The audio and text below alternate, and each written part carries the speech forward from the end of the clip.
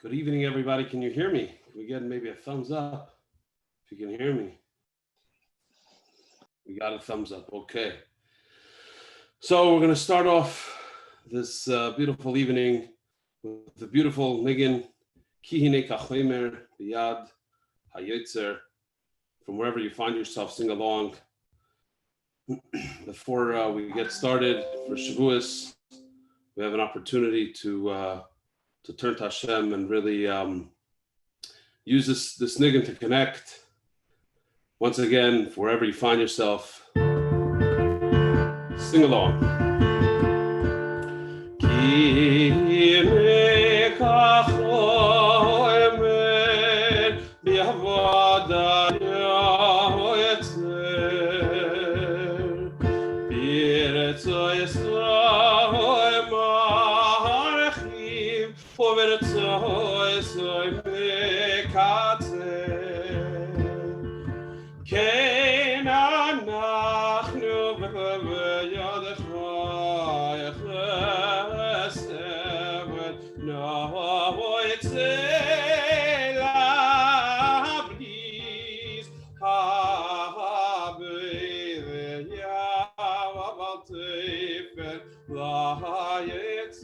Again.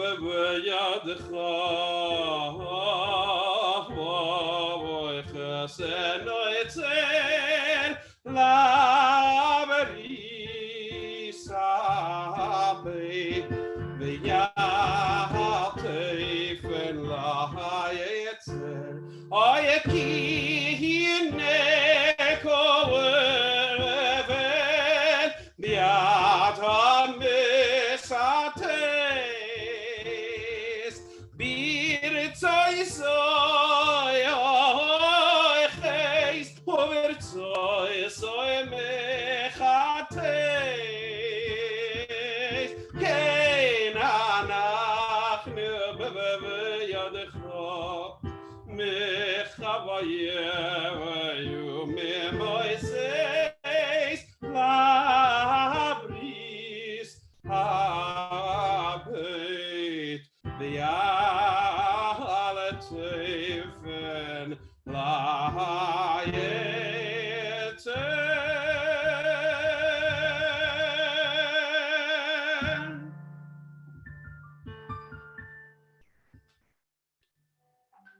evening, everyone. And I guess we'll wait for Rabbi Moshe to get on. Thank you, Rabbi Leib Horowitz. Beautiful, beautiful. Machaya. Machaya, it's a Herna Nigan. It's a long time since we heard some music, and it's really great to hear a Geschmack Chasidish Nigan. Thank you very much. Let's start off and let's say L'chaim. Poiskim bebracha. Say L'chaim for all those who need Rafua Shlema Kreva, and let's say L'chaim to each other. We should receive the Torah with joy and inspiration. L'chaim, L'chaim bebracha.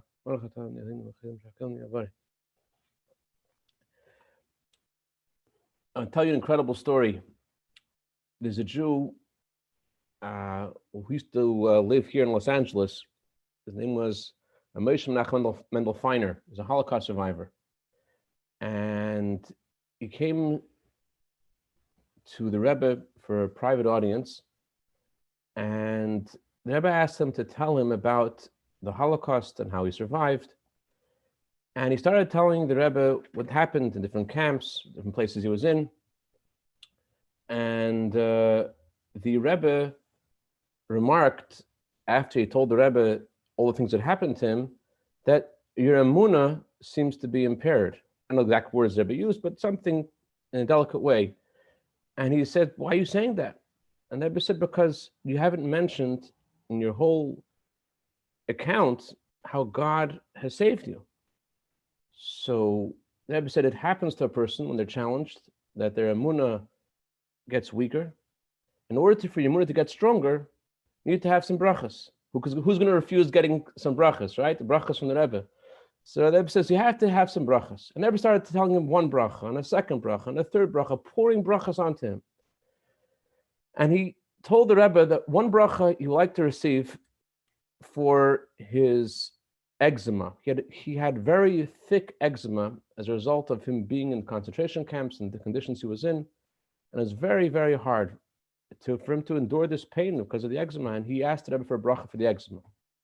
The Rebbe said, for that, I want you to call my office on the 3rd day of Sivan, which is today, and in New York, it's already the 12th day of Sivan. I want you to call my office on the 3rd day of Sivan. Okay? He calls the Rebbe's office on the 3rd day of Sivan, and the Rebbe says to him, I'm not sure how the conversation took place, it was through Rabbi Chadakov. This is the way I heard it. The Rebbe says to him, it sounded like the Rebbe spoke to him directly on the phone. This is the way I heard it. I heard it from his son, Yisrael Feiner. The Rebbe says to him, do you know what happened to the Jewish people who were at the foot of Mount Sinai, who were waiting to get the Torah on the 3rd day of Sivan? The Jews who were blind, Jews who were lame, Jews who were deaf, do you know what happened to them? So he says, no. Did they get better? The Rebbe said, yes, they got better. And that's what should happen to you. You should get better. Wash your hands with warm water and have Rafua Shlema. I don't have to tell you the end of the story. He washed his hands with warm water, and immediately and miraculously, Yeshua Hashem Kerafayim, the salvation of Hashem comes in the blink of an eye, and he got a complete Rafua Shlema from this. Let's say L'chaim. Let's bring the brachas down. Today is the 3rd day of Sivan.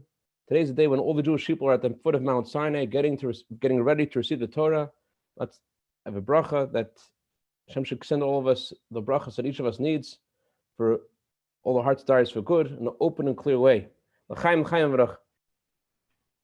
Leib, that was a really beautiful niggin. I don't know if you know the niggin of Anachnu Amcha.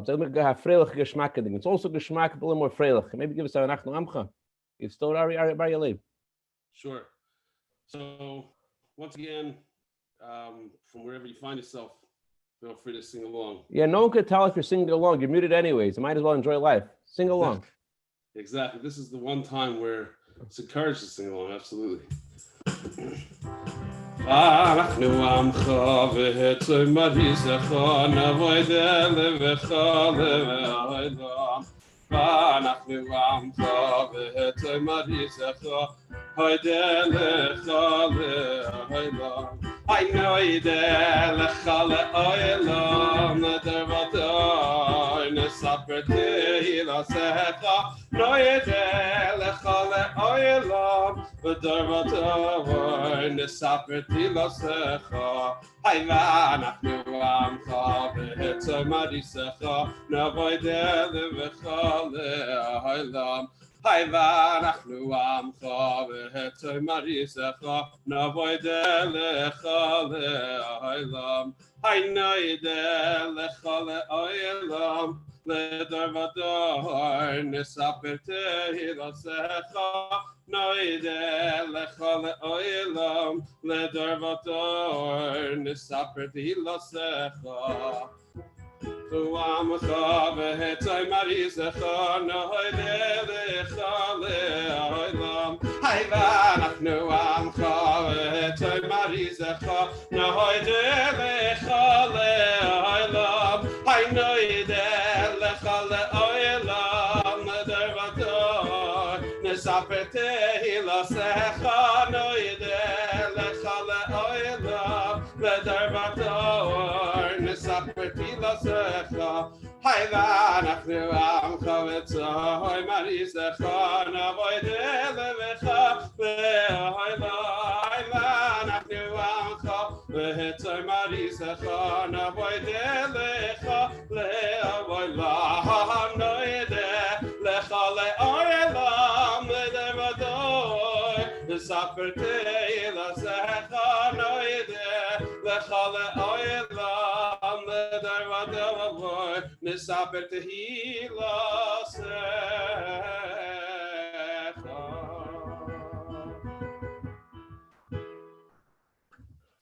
Shkoyach. Thank you, Aryeh. Tonight's event was put together through the efforts of a Baal Mesiras Nefesh. Thank you, Rebbe Belna, for working so hard in connecting all the speakers and arranging the advertisement. And this is dedicated tonight's event, Uli Nishmas Shmuel Dov na Avram Asher, Chava Bas Yirchamiael, Mordechai ben Chava Shmuel, Tzvi Hirsch ben Shneur Zalman. The neshamas should have an aliyah to the highest of heights. It should be good to better for Am Yisrael and for their families, for all good. It's also, of course, zchus rafua shlema for all those need rafua shlema, and a bracha laoich shem teves kol brachas yeshuas begashus ruchnis, and for a yiddish chasidish nachas from the children of the neshamas that I mentioned: Shieinא Rivka bas Esther Rachel, Yitzchak ben Chava, Esther Adasa bas Shendel Gittel, Bela bas Chava, Chana bas Chava, Tzvi Hirsch Aryeh ben Rezel, Fruma bas Chava, Mordechai ben Fruma, Chana bas Chava Rachel bas Chana, Menachem ben Chana, Dav Yisrael ben Chana. The Iker is the Mashiach should come right now. We have with us tonight an incredible story, Rabbi Shmuel Kravitsky. Some of you may have heard the story before and read about the story, but we have with us live with us tonight, Rabbi Shmuel Kravitsky is going to share with us an incredible story, literally of, you could say, Tchias HaMesim, resurrection of the dead. And thank God he's here to tell us the story. B'chavod, Rabbi Kravitsky.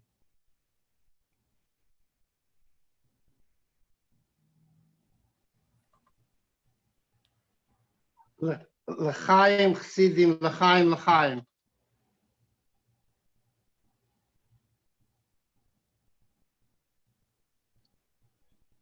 When Mrs. Belinov approached me to speak tonight, my first reaction was no. She said that she heard from a few people, I should reconsider it. I told her, give me 2 hours. Why did they decide to ask for 2 hours? Because I want to get a second opinion from I did maybe, like the Rebbe was saying always, from a friend that understands if I should do it. What bothered me? The Gemara in Chuli in Daf Samach is saying, Shraga betihara maya hane. a candle is very bright and lights beautifully in the pitch night. When you're lighting on a candle in the middle of the day, you can't even see it's a candle. It's definitely not shining and not the light that the candle gives is not sticking out. So my thought was, the miracle was that I, Baruch Hashem, was not intubated by miracle. But you have in our community walking miracles that were intubated for 4 weeks, 6 weeks, 8 weeks. What is special about me when such huge miracles are around? I spoke it over with that friend, and he reminded me of an old word. We say in Tilim Perik Tzadik Beis, we said it in Shabbos davening, Teiv lehedes laHashem. So there is a word that says, Teiv, if you want Hashem to pour on you goods, lehedes laHashem, tell him thank you for what you did already. So Kavyochel, he is going to be in the mood to give more.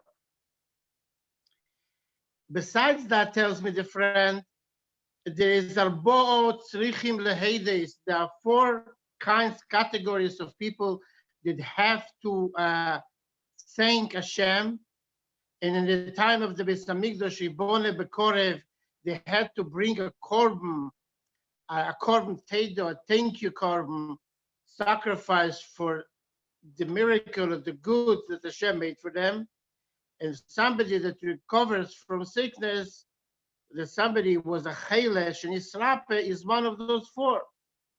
So it reminds me, since the famous posik in Heisha Yudalet that says, Unishalmo porim sfoseinu, that how can we pay, how can we take care of a korban that we owe, Unishalmo, how can we pay for a porim, for a korban we owe, sfoseinu, through that we are thanking and praising, in this case, Hashem. I heard him, and then I was thinking about another concept, which is very famous in Chassidus, the difference between the miracle of Hanukkah and the miracle of Purim. The miracle of Hanukkah was a very cut, clear, simple miracle. 5 people, not really big army people, fought a whole empire with his army, won the war, black and white miracle. A jar of oil, which was supposed to be lasting for 1 day, lasted for 8 days, a miracle. Purim, if you think about it, and that's why Hashem's name is not in the Megillah, it's a whole line, chain, I should say, of small, so-called, the Goy would say, coincidence, what we calling as Gocha Protiv. So happened that Vashti, the queen, did something wrong and the king killed her. So happened that the Jewish girl won the beauty contest to be the next queen. So happened her uncle Mordechai was multilingual, and so happened that 2 people was thinking to kill Melech Achashverosh. And so happened that Mordechai was punked around and heard it. And then so happened that the king's sleep was not too well. I mean, it happens to anybody of us. And so happened that Punkt Homan was there when it came the right point to ask how to give the COVID Mordechai, etc., etc. Each one of those components is really, something that happens all the time. The big miracle of Purim is that Hashem created them all to be done one after the other one, and that should be the kli, that should be the derech, the way that through that the whole Jewish nation was saved, to an extent that there's a medrash that says, Kol hameyadim b'teilim, alle yem tevim will be cancelled, except Yemei Purim leibot l'olam, because of the special way of the miracle that was done of very so look simple, small components.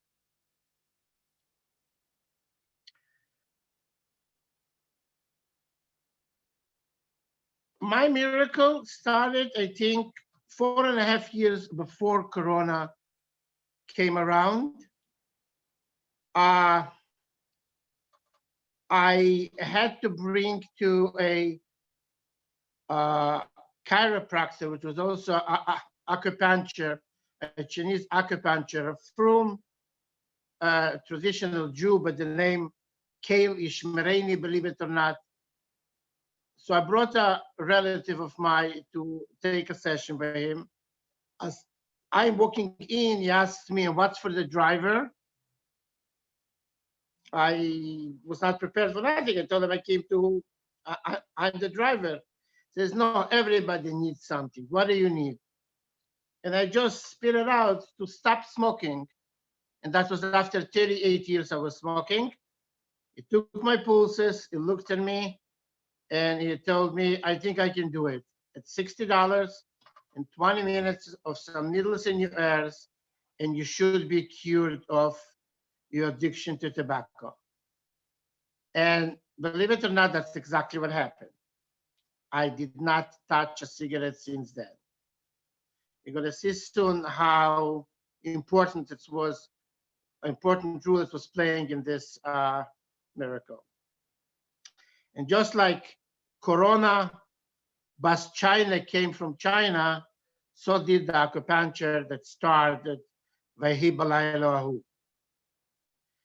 The other small little thing was that about 5 years ago, my wife came across a oximeter for $29 in a catalog, and for non-known reason to me, decided to purchase that, and it was hanging out somewhere in the house all those years. The week of Purim, we spent with my daughter in Arizona. As a travel agent, I knew exactly what's going on in China, that Israel already blocked some of their flights, what's going on in Italy. And therefore, I would say that in the flight back and forth before and after Purim to Arizona, me and my wife were among the only people on the flight that were wearing masks.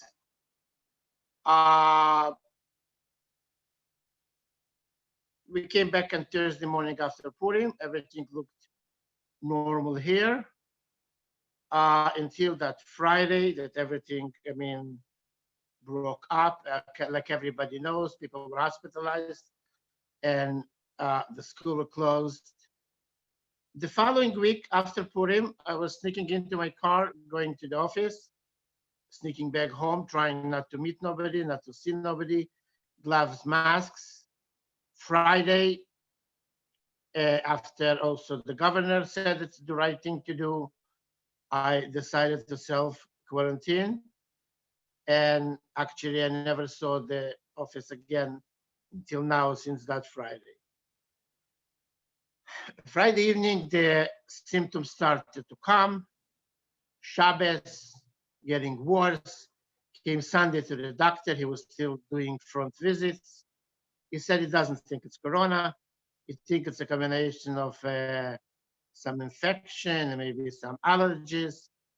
Gave me a treatment for that. I went back home, feeling terrible, coughing terrible. To make it short, getting worse and worse, but knowing that this is not Corona. And so did it go until Thursday. Thursday afternoon, I heard from two friends that they were, in order to avoid to get to the hospital, where I was sure that you're not coming back from there in a box, they took the hydroxychloroquine and claimed that they are feeling better.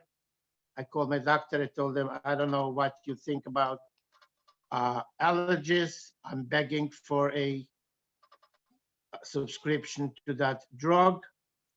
Back and forth. He gave it to me, but he told me you won't get it. It's not available anymore. One of the pharmacists in the community had one of them. My wife already started also to get into corona. She lost the smell, the taste. So the second dose for her, I got in cash, not through insurance, through another pharmacy. And then I called again that friend that suggested that he is taking it. So he kind of mentioned that was a great hashgacha protis. Shmulik, you did not see the doctor when you got that drug. Do yourself a favor and check the oxygen in your blood. I wouldn't bother at all. I was very busy. And then my wife remembered that she has that little toy. It showed 85. Atzola was called, and they decided that I have to be taken right away to the hospital. I was that scared. I knew people are coming out of there not alive.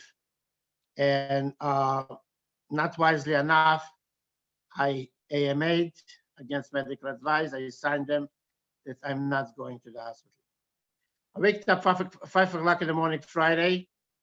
I found a few very strong, almost nasty WhatsApp messages from Moshe Klein. This is telling me that I'm playing with fire.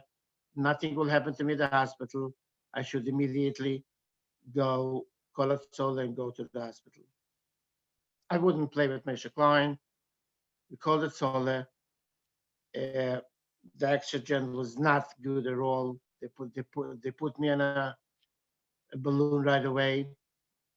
And then I'm telling them, okay, I'm coming to the hospital, but please take me to NYU. That was another huge miracle. I don't know the first thing about hospitals. I don't know the first thing about, I was never hospitalized. I don't know why I told them NYU. And you will see later which role it played. Chaim.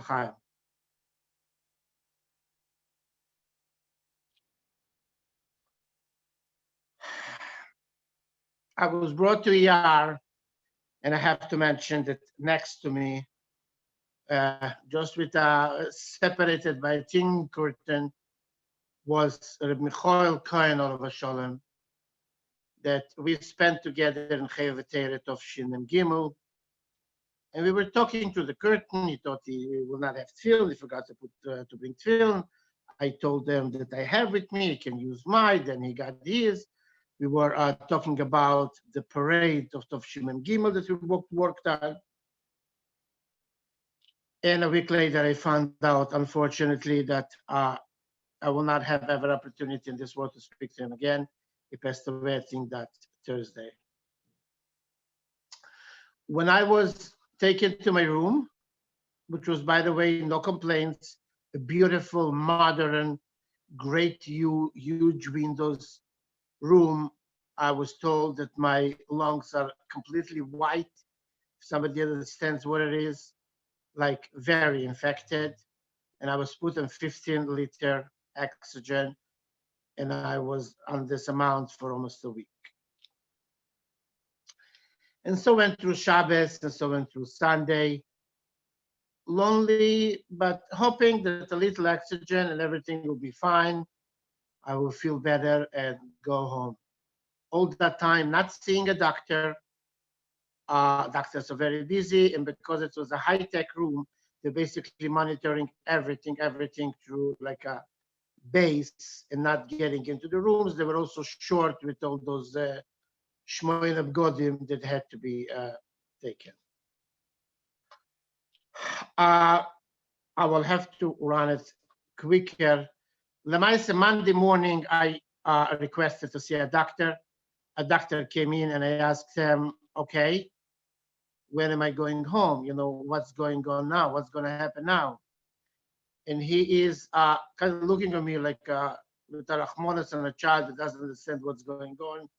And he says, well, Mr. Kravitsky, we are thinking to intube you tonight because there is no other way that we can help you.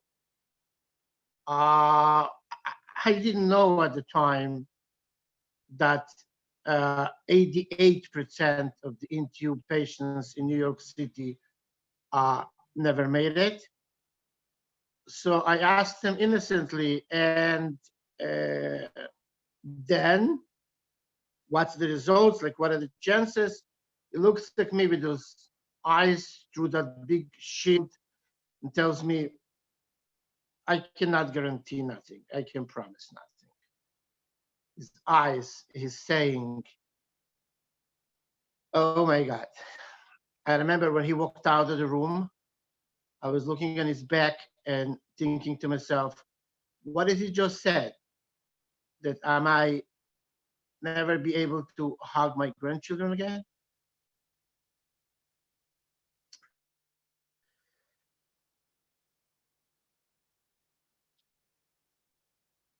I called my graphic lady, asked her to make a short design, and to ask my family to ask everybody that they possibly can should be at Tfilas Rabim, because I understood that the situation is going to be here not simple.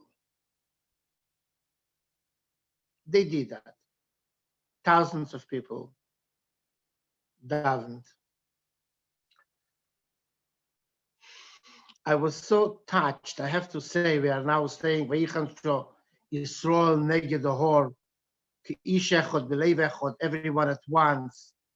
I was so touched, I remember, that just like at the time of Matan Torah, thousands of people that hardly know me, don't know me at all, I got reports that they sincerely davened I should make it. There was even one lady that I hardly know that sent me later a copy of a os that she bought for me. I hardly know her in my zchut in the Sefer Torah, in the famous Sefer Torah. Unbelievable unity. 2:30 in the morning, two doctors, it was hard to say, you hardly saw their faces, doctors, nurses, stormed into my room and said that there is a new drug which was approved today by the name tocilizumab, and approved to try to treat corona with it. NYC is one of the hospitals that was approved to do it. And my profile matches the type of the patients they would like to try it on. Just one downside, and that is that it might affect my liver. So I have to sign that I'm aware of it and that they will give me that drug. I didn't have anybody to ask what to do. So I decided to push a matzeva from the bottom to deal with liver problems. I'll take the liver problems. I signed it. They gave me this drug. And basically, while the Rebbe is davening for me and thousands of people are davening for me, it's made the miracle, it worked. And from Wednesday down, it became an improvement, an improvement, an improvement until I was released Sunday. Now, think about it. FDA approved it that day before I was in queue. NYU, which I ended up being there, don't know how and why. And they had a very special profile, somebody not too deep into the machle, not too beginning of it. And I was punked in that, and that's how it was approved. And that was by this long list of what a guy would say coincidence, and we were saying protis, saved my life, and I'm here to tell my story. The Rebbe taught us many times as an example, as his private example, and he said it many times, gratitude. The Rebbe was standing when people that had to do anything with his parents were coming into Yechidus. The Rebbe was a real dugma chaya of gratitude. So I really want to take the opportunity here to thank a few that deserve a thank, that I can be here and tell my survival story. First of all, obviously, thanks to all those thousands that hear me or not, that spend the time, that pour out their heart for Hashem to save me. Thank you. Thank you, Atzola angels that came rushing Friday in the morning. And I saw them then when I was in the ER coming a second time, and then a third time, bringing people, saving lives.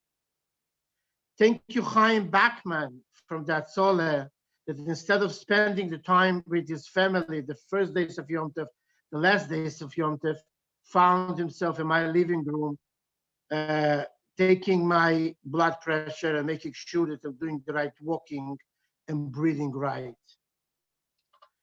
Thank you, Avos Chesed of Rome leader. The big problem in the hospital, I was there for 9 days, is starvation. They didn't mean it, but came out that they had very little food. The vendor was stingy.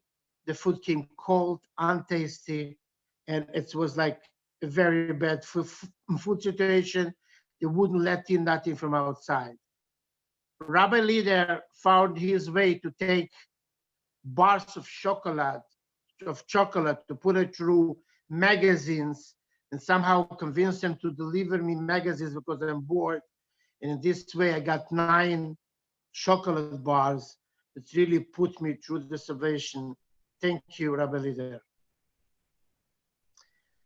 It was a terrible loneliness there. And while you hear all the time, every few minutes, another person you know, another friend that didn't make it. There was an angel there from New Jersey, a frum doctor, a GYN for Corona happens to be, that somehow made a few times during this week his way to my room just to listen, just to crash with me.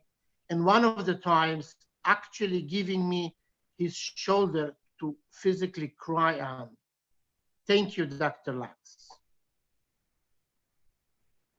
And the last but not the least, Dr. Ingi Bistritsky. Ingi Bistritsky understood that just like we lost 80 people in our community, there are 35 walking around miracles that in different stages were a very long time, shorter time hospitalized, and they must be any kind of rehab for them. They put together a tremendous amount of money, rented, got the Lubavitch Yeshiva big hall, and every single day you can see all the Chassidim and all the Mashpim and all the big and small names that you davened for them, working there very hard and coming back to the Keches and learning how to breathe properly. Thank you, Ingi, and thank you other people that help you. To conclude, I want to mention that I was offered money for speaking tonight, and I refused for 2 reasons. The first reason is, and I will steal a line from my friend Yosef Cohen, the musician, I don't want money. I want payment from the big boss, from Hashem, that I'm asking from him, that in schools which I'm trying to take him in all way possible, in articles, in Farbrengens, that when the skies will open up again and people will start to fly, I should be able, he should make sure that I may be able to have them call me and help me to rebuild my crushed business again. So yes, I'll get payment, but no, I didn't take money. The second reason I didn't take money is because I wanted that my word should be Leilu Nishmas and Lezchut, my rabbi, my client, my friend, family friend, close to 40 years, that didn't make it to the Corona, Reb Doniel, Reb Dave Ber Levi, a very special, very caring Jew that we miss him already so much. And finally, it's known like the Malach Michol cannot do, Chasidish Farbrengen can do. Chaim, I'm asking you please, and answer Omen everybody after that. Please, Hashem, send a Rafua Shleima, Rafua Kleima, Kreva to my friend, which was a Balkere in our shul, Beis Levi Yitzchak, for many years. Chaim, Shnei Zalman Yehuda, Ben Hindi Chevet, a Jew which is always with a smile on his face. Hashem, send a smile on his family's face and give him the Rafua Shleima Kreva. Amen. Chaim. Wow. Thank you so much, Rabbi Kravitzi. Azah Maisa. Thank you for sharing that. You know, I don't know if you know this, but I think in 1991, I had the merit of using your travel company to get to Castigliancello in Italy, Yeshivas Kayetz. I think you arranged that trip. And you helped me get also to Melbourne, Australia in 1997. And I want to tell you, the Rebbe wrote a letter to the previous Rebbe. The Rebbe wrote to the previous Rebbe that he knows, the Rebbe wrote to the previous Rebbe, that Hasidim aren't very into miracles. They don't talk about miracles so much. The Rebbe asked the previous Rebbe, it would seem that talking about miracles is a good thing, because when you talk about the miracles of Hashem, it lifts you from a deep pit to the greatest of heights. Just speaking about the miracles of Hashem. As people say that what everyone looks at and says it's reality is really an illusion caused by the absence of stories of miracles of Hashem. So you really lifted us up tonight. Thank you very much for sharing that. And you know, I'm sure the Rebbe said that it's not just about a Gemara or a Medrash. It says in the Torah, and the Medrash says that Hashem wanted to make Chizkiah Mashiach. And the reason Hashem didn't make Chizkiah Mashiach, the Medrash says, is because Chizkiah didn't sing to Hashem. And therefore, the best way to bring Mashiach is by saying the miracles of Hashem and to say Shira, to say a song of thanks to Hashem. In that spirit, let's go for a niggin. B'ayalei, b'tepsa, keili yata dikin niggin, ahayda dikin niggin, b'chavod.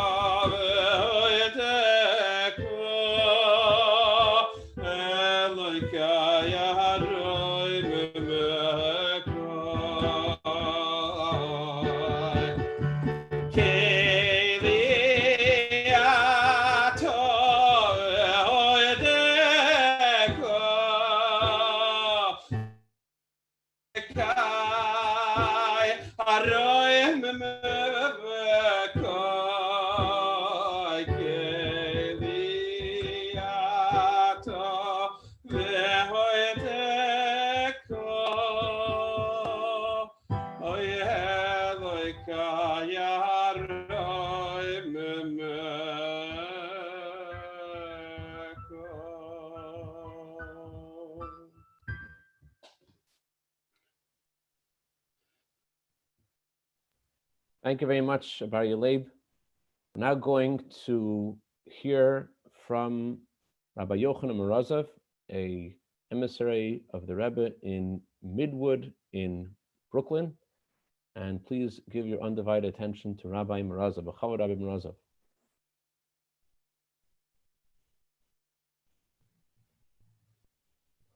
Morozov, thank you very much for joining us tonight. I know you didn't really have free choice to join us or not, because if Mrs. Belknap asked you to speak, they don't really have a choice. But b'chavod. L'chaim. Chaim l'rach. Can you hear me? Yeah. Good. L'chaim, l'chaim, l'chaim v'levracha.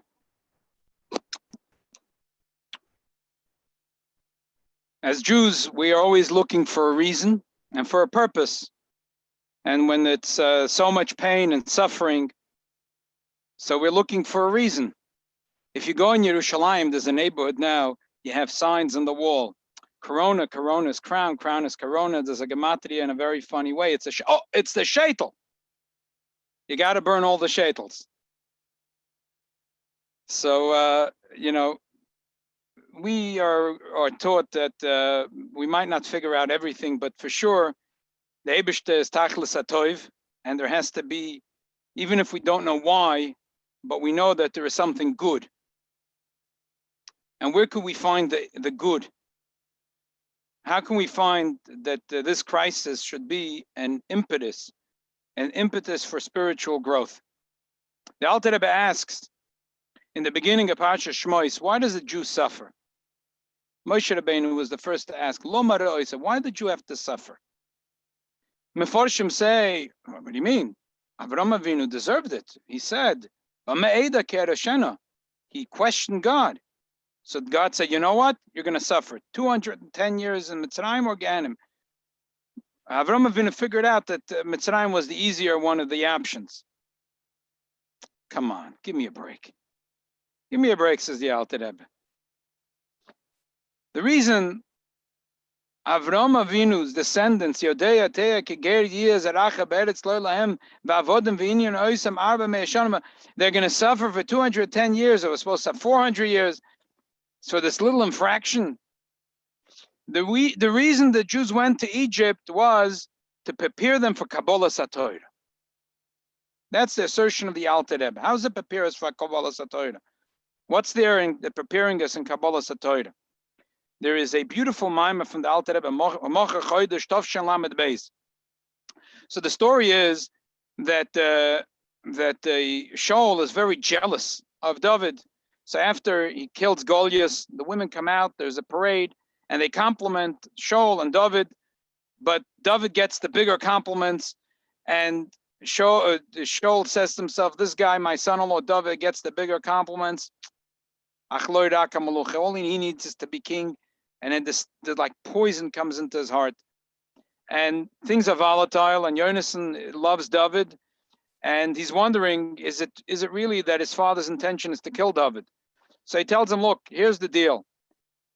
You go hide, and Mocher Chodesh, which was the Haftarah of this week,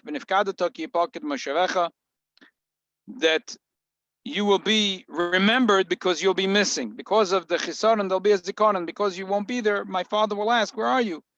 And I'll say you asked permission to go to Beis Lechem, and we'll see the reaction. And really, the actual reaction was fierce. His father took out a spear and it was going to kill Yonasan, and they realized that that was it. And that was started a long journey for David HaMelech, a very painful journey.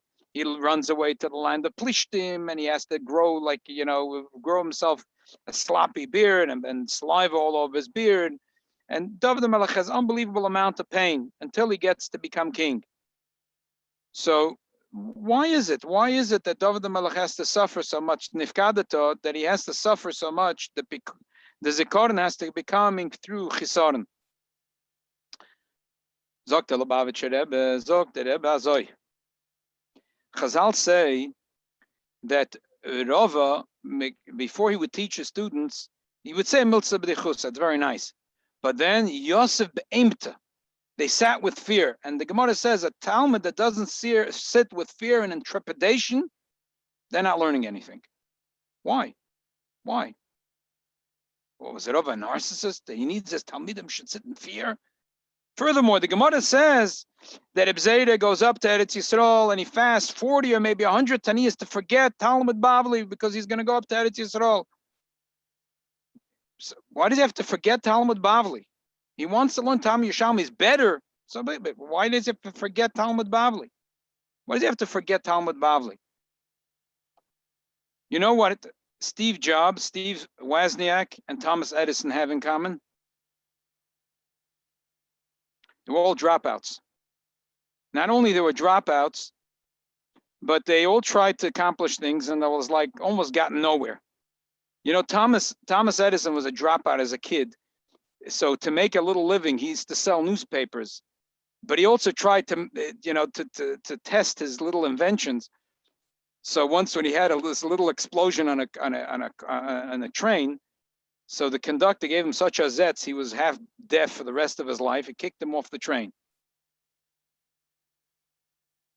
But that was the impetus of Thomas Edison. You know, Thomas Edison, when he thought about the idea of a condensed light bulb, it was a kipshuta, like you learn in Tanya Me'apam and V'achas. He tried it, and he tried it, and he tried it, literally 100, he almost gave up. And that's when he realized the light bulb actually went on. That's when he was about to give up, the light bulb went on. In order for a person to go up, to Mailas HaTorah in Yerushalmi, a person has to forget Talmud Bavli. There has to be a total bittul in order to mekabel a higher level in Torah. In order for a Talmud to receive from Rava, he has to be Sfaisoisev Noit Sfaisemoir Oiver, Yosef Be'emta. That's the only way he will be a vessel. That bittul, that total bittul, that total humbling experience makes him a vessel in order to receive the Torah. You see the Sefer, I was just giving a shir the other day, the Chelkas Yaakov, probably among a dozen of Gedolei Yisrael, which are today an authority on a contemporary halacha shaylas. He has a short introduction to the Sefer. In 1933, he was a Rav in a little town, Duisburg in Germany.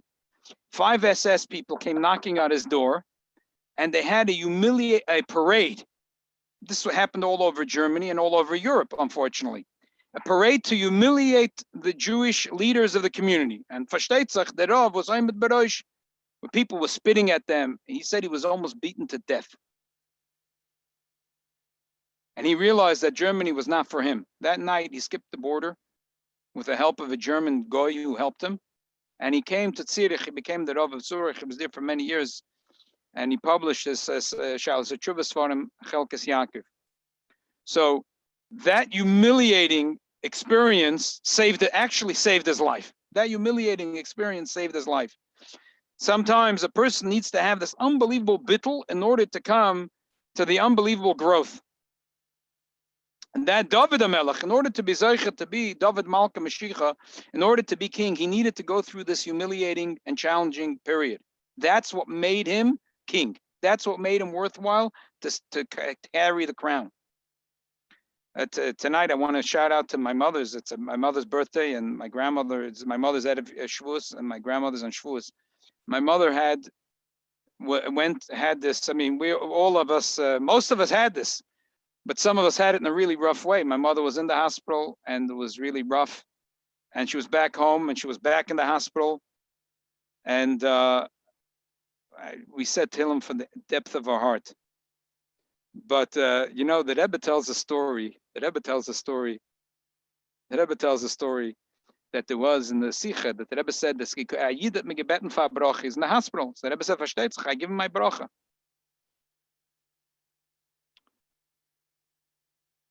And suggested that he should put on tefillin with the other Yidden that are with him in the hospital. A short time later, says the Rebbe, I receive a letter from this Yid that he's out of the hospital. It's miraculous. He's home. He's good. Sagt the Rebbe that there's a mistake. He thinks that incidentally he's out of the hospital. He was sent to the hospital with a shlichus to put on tefillin with other Yidden. When he already put on tefillin with the other Yidden, he was sent home. So I guess my mother was sent to shlichus. My mother's miftzayim yoimam v'layla, and her mother to go together miftzayim on the Brighton Beach, and they wouldn't stop until they gave out the last settler. That's what brings you home from the hospital. And when you go to Bechatchila to the hospital, it's that it was to do miftzayim. That was the story of David HaMelech, and that's why the Yidden were in Golus. The Yidden are in Golus in order to have that bittul, that humiliating experience, to make them akeli to receive the Torah. The entire world went through such a humbling experience, from the greatest to the great world powers, the wealthiest people. The world looked like it was crumbling. It was crumbling. It was an unbelievable, humbling experience. In order to receive the Torah, the Yidden needed to have that humbling experience. And before Mashiach comes, the world needs to go through a humbling experience. It was like every government had a book. There was a handbook, how to do everything wrong. And they went through very meticulously and they checked off. If they did one thing right, they turned back the page and they made sure to do it wrong. Everything. I mean, I'm not talking about Israel. Israel is, like the Rebbe said, the safest place ended up. The almost the smallest country in the world. Yiddelach are inquisitive. They travel all over the world and ended up being the safest place. But all over the world, it was a real humbling experience. From rich man to pauper, from movish to shakers, to the underbelly of society. It was a very humbling experience. In our own avodas Hashem, we have to know when there is a crisis sometimes, and many of us are having a hard time, face it, you know. You remember the song when we were kids? One day King Paro woke up from his bed. One day Reb Yankel woke up from his bed. There were kids under his head, kids on his bed, kids on his nose, kids on his toes. You know, the Gemara says that the story was with Reb Shimon ben Yochai, that his son got the bracha from Yonasan ben Amos, Yehuda ben Gadim. He said, your house should be a mess and your table should be turned over. So he thought it was a curse. And Reb Shimon ben Yochai said, no, this is a great blessing. You'll have kids running all over the place, and then your house will be a mess and your table will be turned over. So many of us are Zoche Baruch Hashem to feel that blessing in a very strong way. But I'm kidding. I mean, people are going through a very strong crisis financially, and on many levels, there are people that are really suffering now. There's a lot of pain and suffering. And we have to know that the bittul that comes to a person's life is not for no reason, and not chas v'sholem to say that it's that the Eibishter is waiting for retribution. The Eibishter is a teva atoy v'lahetiv. The Eibishter wants to do good, and especially with Bnei Yisrael Am Karoiva for his kinderlach. The Eibishter knows what's good for us more than we know for ourselves, and the Eibishter wants our best more than we want for ourselves. It's just that before Kabbalah Satorah, there is this thing of this humiliating experience. The Rebbe used to talk about Shemon Esrei. It says, but how do you get there? That the heart should open in Torah is nafshi ka'ofer lakel tiyah. When my soul feels like dust, that's when that's when my heart can become a vessel to open up to take in the unbelievable holiness of Torah. Psach libe b'soresecha has to be nafshi ka'ofer lakel tiyah. in order to have this unbelievable spiritual growth, sometimes we go through this humbling experience. Sometimes there's this crisis in our life, but we have to know that the purpose is really that we have that unbelievable spiritual growth. There's a letter from the Rebbe where someone writes to the Rebbe, he's been working and working on himself. He doesn't see growth. He simply sees he's stagnant. The Rebbe says, beautiful word, why do we celebrate the trees on Chamishas B'Av and on Shavuos when we start bringing the Bikurim? Why are we celebrating in the middle of the winter about the trees? Why not in the summer when we start taking the fruits? Because the Mishnah says that the sap starts going up in the tree in the middle of the winter. Chamishas B'Shvat is when the sap starts going up in the tree. But the fruit only comes later. Bikurim can only start bringing from Chag HaShavuos. The fruit only comes in the summer.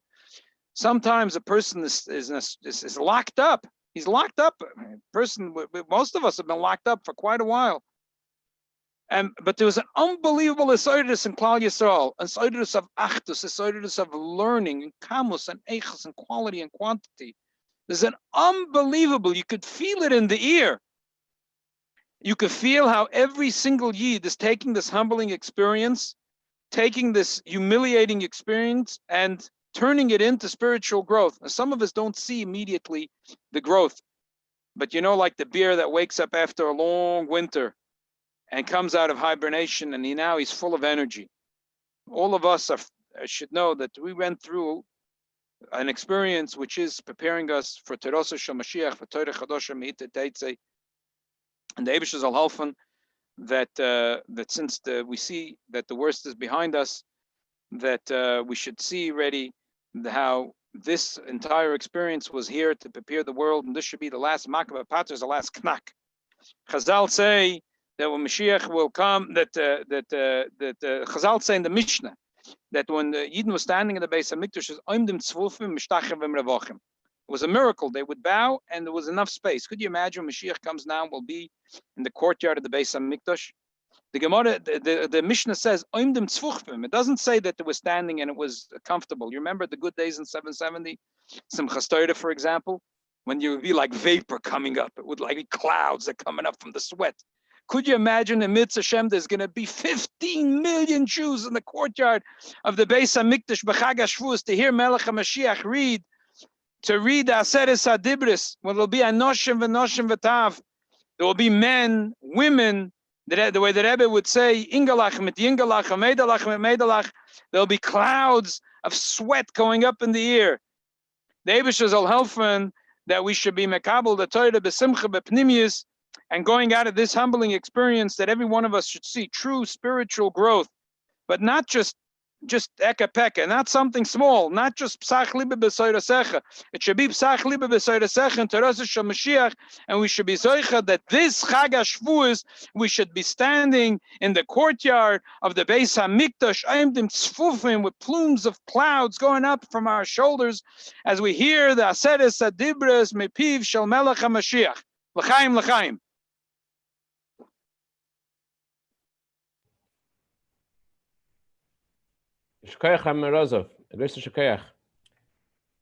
There's a difference between the future and the past. In regards to the past, the Torah says you're supposed to have emunah, you're supposed to have faith. Whatever happened was by divine providence and for a reason. Like the Rebbe said after the court case, when the svarim, when the books were taken to the Rebbe's library, that that there was a time of Elokim, there was a time of concealment of godliness. The purpose was obviously cannot be that there's such a negative thing without some higher good purpose. That's for the past. But in regards to the future, Hashem wants every Jew to have absolute trust in Hashem that the future is going to be toiv hanirav hanigla, an open and clear good. So we don't need any more, God forbid, any humbling before the coming Mashiach. All the negative things that had to happen, there said is already done. So we should. We're done with the humbling, but certainly I want to say a shout out to all the mothers out there who have become the principals of their homeschool, and all the fathers who have become the janitors of their homeschool, or vice versa, whatever's happening in your particular home. There's something that is an opportunity that you have with your children that you may not have so many conversations, so much free time with your children as you have now that you'll have next 30 years. I just want to share one amazing thing. When I tell it to you, you're not going to forget this. It's just unbelievable. Rebbe said that coming from the day when the Jewish people stood at Mount Sinai like one person with one heart, a mother is empowered to make her home to have that feeling, that the home should be a place where there's a total unity and love, so that the house is a house full of love for your fellow Jew. The children breathe the air, every moment they're in the home, the air of Avas Yisrael. Ariel, you used to live on Empire, no? I think I stayed at your house for a month. Some houses are full of Avas Yisrael. Anyway, so when you breathe the air of Avas Yisrael, you breathe the air of Avas Yisrael, Rebbe says, even if a child will go out of the house, everyone wants to know what's going to happen to their children when they grow up, right? You go out of the house and you go and you encounter influences, things that can bring you down. But when you're in a home which is imbued, which is infused with the air of Avas Yisrael, so even if the child will leave the home, but coming from such an environment where he breathes every moment, that environment that a mother can give the home, an air of Avos Yisrael, since you grew up in such an environment, so even if you go out in the world and you counter foreign influences, you have the wherewithal to be who you need to be because you come from such an environment. And Rebbe even said these words. He said, a mother doesn't have to influence another mother to have the same kind of lifestyle in her home. She just has to bring another mother to her home where she'll be able to breathe the air of Avos Yisrael that she has in her home. And automatically, the other woman will go back to her home and just bring the air with her. So it's a tremendous time that we're home with our families, that we're able to give our children the love and not just the love, but to teach them and to give them that sense of Avos Yisrael. Rabbi Eli, give us like a shmak and diggin. B'chavod, Rabbi Eli. Any requests? Freilich and diggin. Anigin some chastere dick and diggin.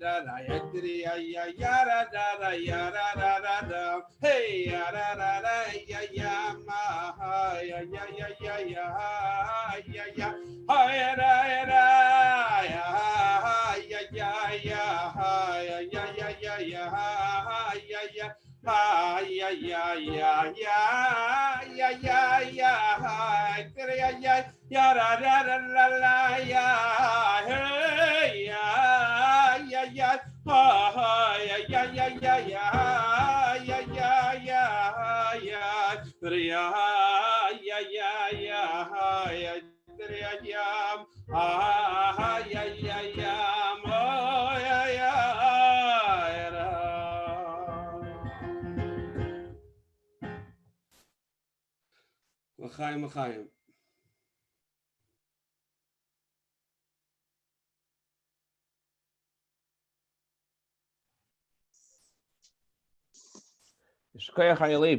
We have with us tonight, all the way from Melbourne, Australia. I don't know what time it is right now in Melbourne. I don't know if you're waking up or you're going to sleep. Never figured that out. Rabbi Chaim, who is an inspiration to thousands of people all over the world. And it's a real honor to have you with us here tonight, Rabbi Groner. B'chavod, Rabbi Groner.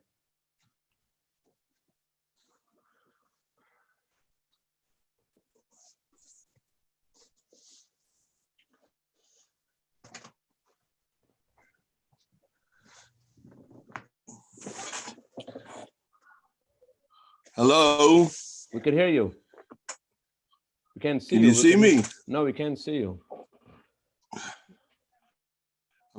I just joined. I'm trying to get on. I'm trying to get the video on. I'm just joining now, so I don't know what has been said till now. I'm just coming out from a shiur right now. I'm trying to get the video to work.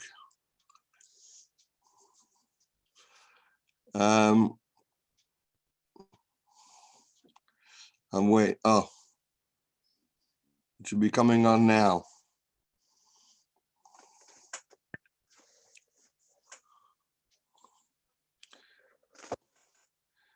Rabbi Levin.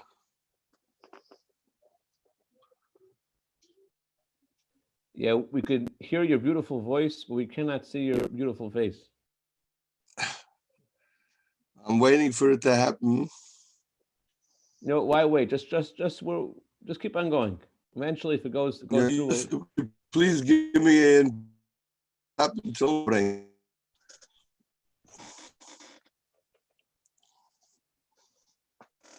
Did you hear me? We hear you loud and clear. We just can't see you. Okay, so let's hope that will come soon. I may have to change. I may have to try my phone. Let me go on my cell phone, perhaps it might be better. A minute. Let me in my cell phone. While you're getting your stuff together, I just wanted to give a shout out to everyone who's listening. An incredible tool for children at home, and that is this Kahoot game that we're doing for Chitas for kids. If your kids are at home, of course they're in school, but besides being in school, Chitas for kids is an incredible resource for children to learn. And I created this Kahoot game where the kids can earn prizes every week for learning Chitas. And in addition to just learning Chitas, the Rebbe encourages every child to say the 12 psukim. Sometimes in school, when the Rebbe begins a class, the kids are told to say the 12 psukim. But when kids are at home, the parents are so overwhelmed with all things going on, kids may not get a chance to say the 12 psukim. It's really, really a huge source of protection for your family, for all the Jewish people, to encourage your children to say every day, to say the 12 psukim. You might think you're just in a corner of the world, wherever you are, and you're in Melbourne, you're in New York, you're in Los Angeles, wherever you are. But a child saying chitas is a davar nitzchi. It's an infinite thing. Nachamendel, while Rabbi Groner is getting his video on, you want to put on that video about chitas? Can we put that on?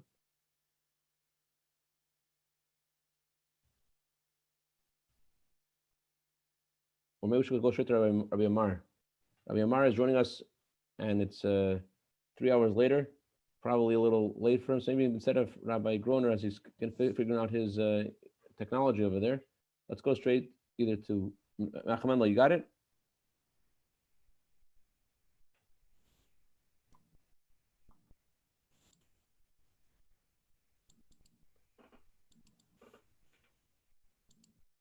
Hello, Rabbi Amar.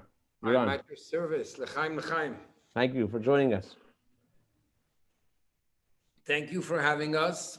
Rabbi Hurwitz was singing a niggin, and I couldn't help myself but be very excited, because the first time I went to the Rebbe as a teenager, the niggin that was playing on Shabbos, the niggin that they started was not very far from the Rebbe. It was Shabbos in the summer. People were a little away in the mountains, so I had the zchus not to be very, very far. And next thing you know, I end up finding myself excited by this niggin. It was my first time hearing this niggin. And in the excitement, I started jumping up and down, and I made a motion like this, like the Rebbe does. And suddenly the Rebbe turned to me and did this to me. So I did back to the Rebbe like this, and the Rebbe did again like this. From that moment on, the Rebbe definitely ignited our neshama and put me in another level. So Rabbi Yeleib, thank you for that niggin filled with chayes, very special.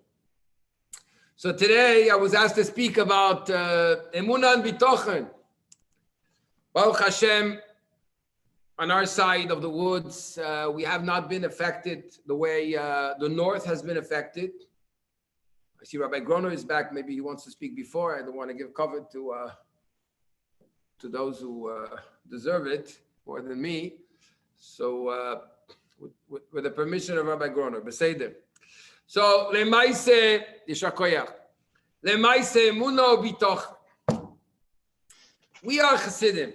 What the Rebbe did and does for us in the way he affects our perception of the world, the way he transformed, the way we express ourselves when we talk about things, when we look about things, what we look at, and what as children we don't permit our children to look at, and so on and so forth, has to propel us to a level where we look at every situation and we're able to be that Yosef HaTzadik.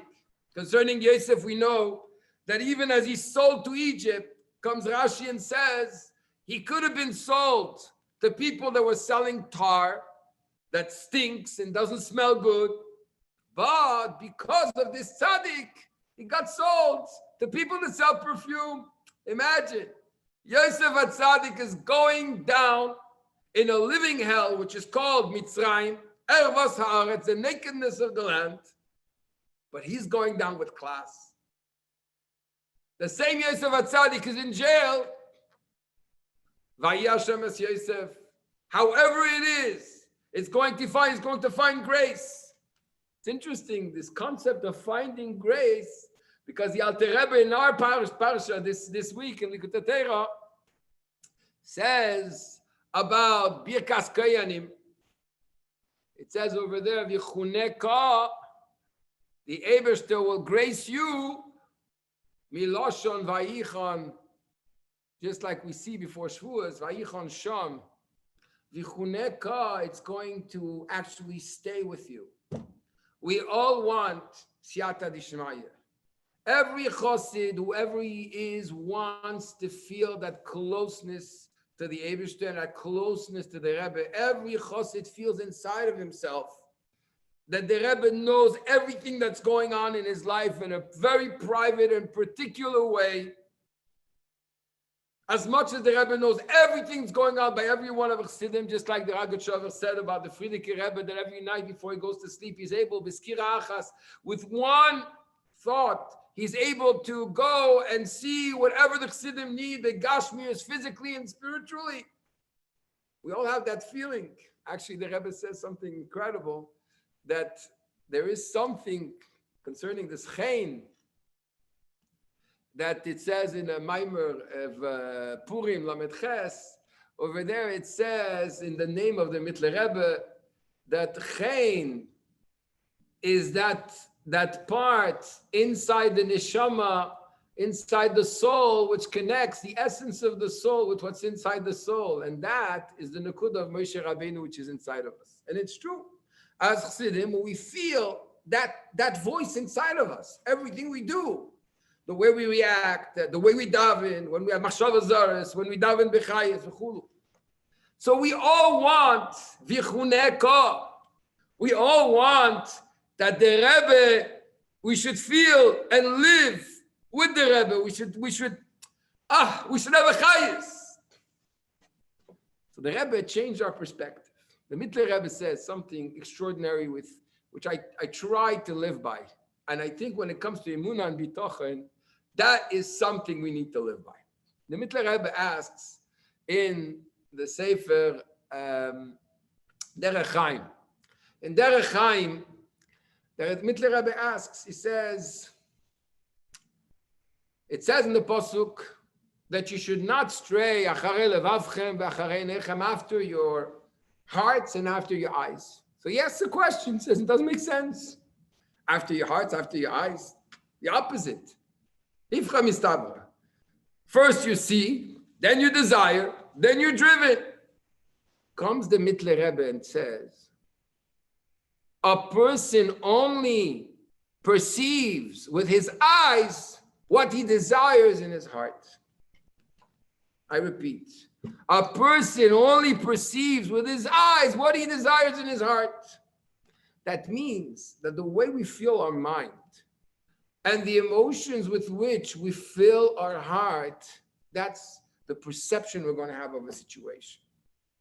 The Rebbe, which is the uncontested master in changing human perspective, and especially us with the amount of chassidus and the amount of sichos and the amount of responses we got from the Rebbe, we have such a clarity, we should have such a clarity on what it means to have emunah and bitochen and look at a situation and say, wow, this is what the Rebbe wants from me now. Now I'm going to concentrate on the 5%. I'm going down. But you know what? It smells good. It could have been worse. I could have been going down to Egypt with tar. Even here in jail, I have a mission. You know, it's interesting. The Ragachover, when the Rebbe Rashab was Nistalik and the Frierdiker Rebbe took over the Nisias of the Rebbe Rashab, the Frierdiker Rebbe got very sick. They were very scared that he would, Chas v'Sholom, leave us. He wrote a pan to the Ragachover. The Ragachover wrote to him the following. He said, you have nothing to worry, you're getting out of this. You inherited from your forefathers, Rabbi Seinu Nesienu, Keser Torah and Keser Malchus. The crown of Torah and the crown of royalty. Now, till now, you had the crown of Torah. But in order to go, like the Rebbe explains in a Maimer Basi Legani in Chemilkut Vav over there, in order to go from a seed to becoming a fruit-bearing tree, you need to go to a process of ayin, a process of nullification, so to say, of zeroing in. Under zero, mitachas lezero, right? So you go, you're going to go there, and then from there, you're going to be able to have the Keser Malchus that is due to you as a Nasi Yisrael. So, perspective, Emunah, Bitochen, Perek Chavav in Tanya, Perek Yud Aleph in Igros HaKedesh, Laskil Chabina, things that we live with all the time, Perek Yud Beis in Igros HaTshuva, Simcha. Sameach, the Rebbe says, with Yud Kech Koiches HaNefesh is Mashiach. Actually, the Gemara asked a question. The Gemara asked a question in Maseches Psachim, and the 10th Perek, Kuf Yud Zayin, I think. Over there, it asks, why is it that sometimes we say Le David Mizmor and sometimes Mizmor Le David? So it says Le David Mizmor means the Shechina rested on David HaMelech, and afterwards he started to sing. Le David Mizmor is that he started to sing, and then the Shechina rested on him. Comes the Gemara and says, what do we learn from this? Lamedcha, you can learn from this that God's presence cannot dwell not in a place of atzlus, of laziness, of sadness, depression, of lightheadedness, of idle talk and foolishness. Only bidvar simcha shel mitzvah, when you are joyful in the mitzvah that you do. The Rebbe encouraged simcha all the time. And I must say that if there's one thing that I saw that brought hatzlocha in the shlichus and brings hatzlocha even in these times is to be able to be besimcha. We should, God forbid, we should not be tested.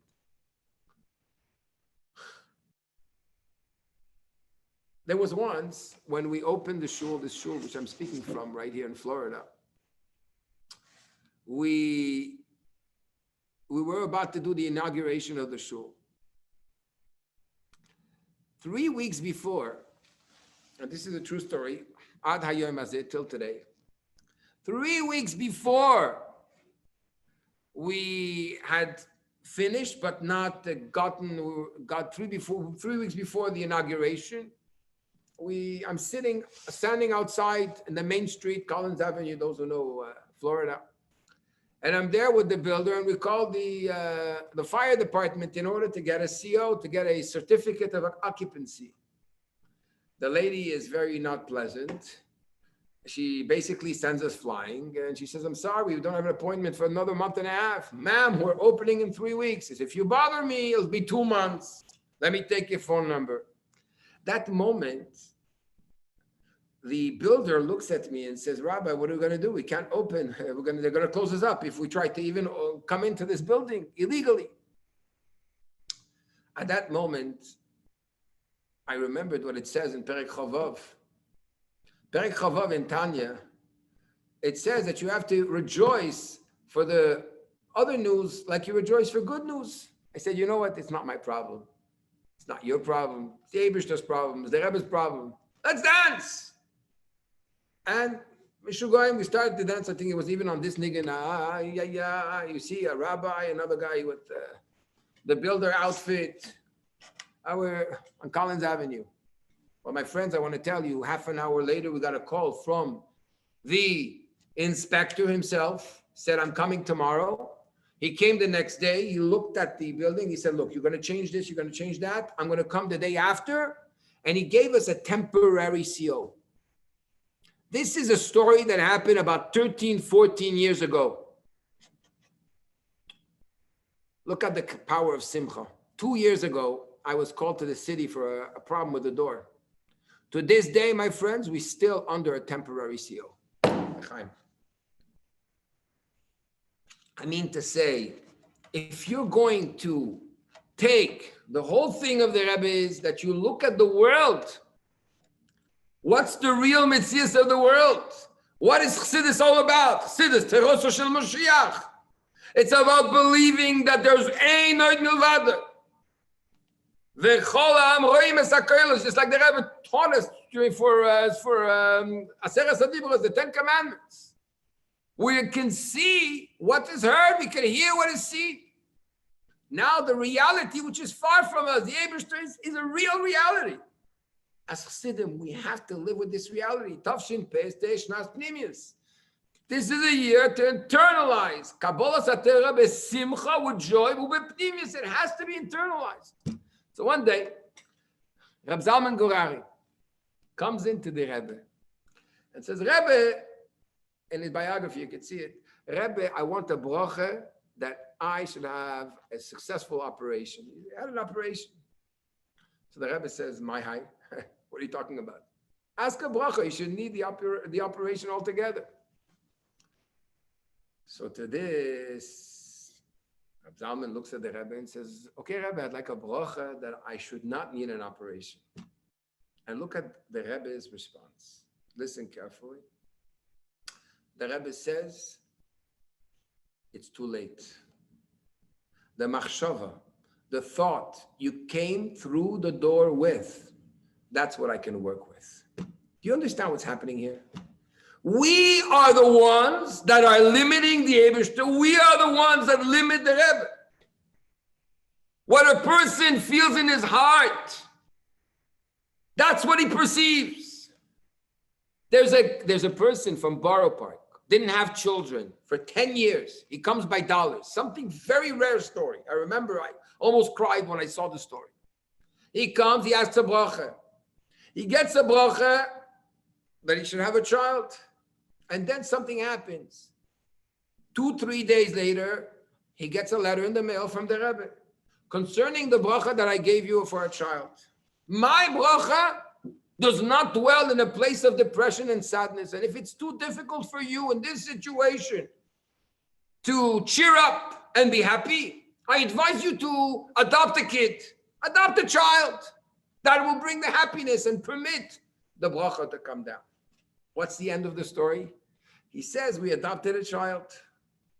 It brought happiness in the house. And then, Baruch Hashem, over the years, my wife gave birth to 9 kids. So I want to ask you. We have a Rebbe. We have promises. We've seen it all. Baruch Hashem. Everything the Rebbe said has been accomplished to the T. There's not one thing. Davar echad midvaro lo yashuv reika. Not one thing came back on, not like the Rebbe said. So now, Tefillah le Moshe, the Rebbe says in the Maimer, the Tefillah of Moshe, the Tefillah of the Rebbe, is that Ein ani ve'ashir elo bedas. The wealth, the happiness, the wealth and poverty is not what's in your bank account. It's what we have in our minds. It's time for us to take the words of Chassidus, to share them, to live with them. Like the Frierdiker Rebbe said, in the olden times, there were very few books, but what there was, people were really permeated with them. Just like the Torah permeates, right? Matan Torah is the Eibishter permeating physicality. We have to make that one word of the Rebbe. With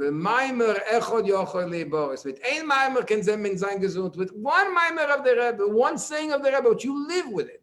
You sleep with it, you eat with it, you daven with it, and you repeat it to everybody till it becomes one mitzias with you. Sometimes it's true, it's difficult.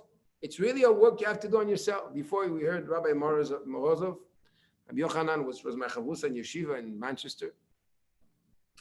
I want to share with you something I shared with him, and I share with a lot of people. A little exercise. One day we were learning Gemara together in yeshiva, and I see that he's with his pen and taking notes. Well, he's not taking notes about the Gemara. I said, Yochanan, what are you doing?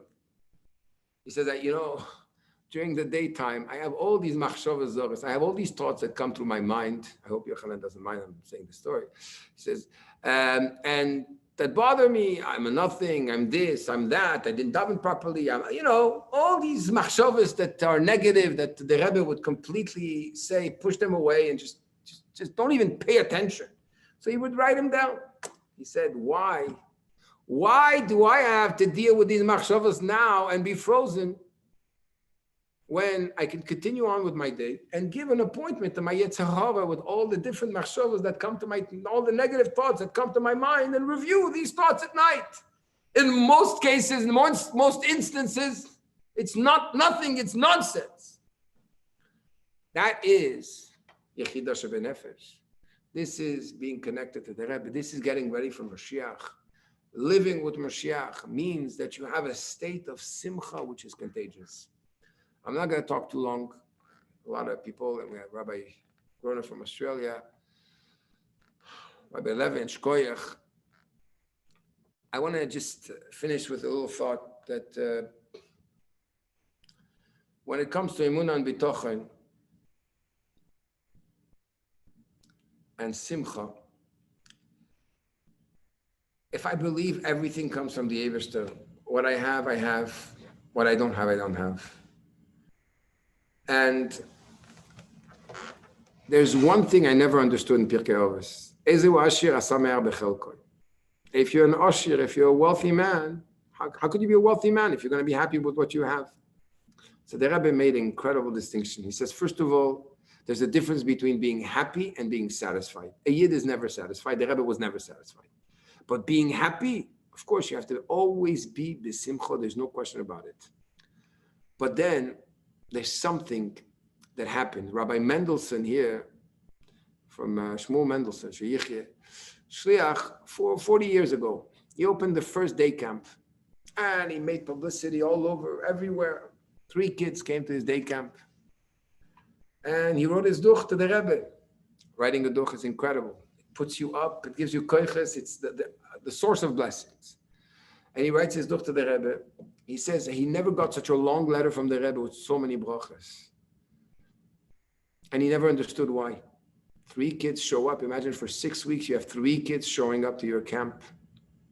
It's unheard of.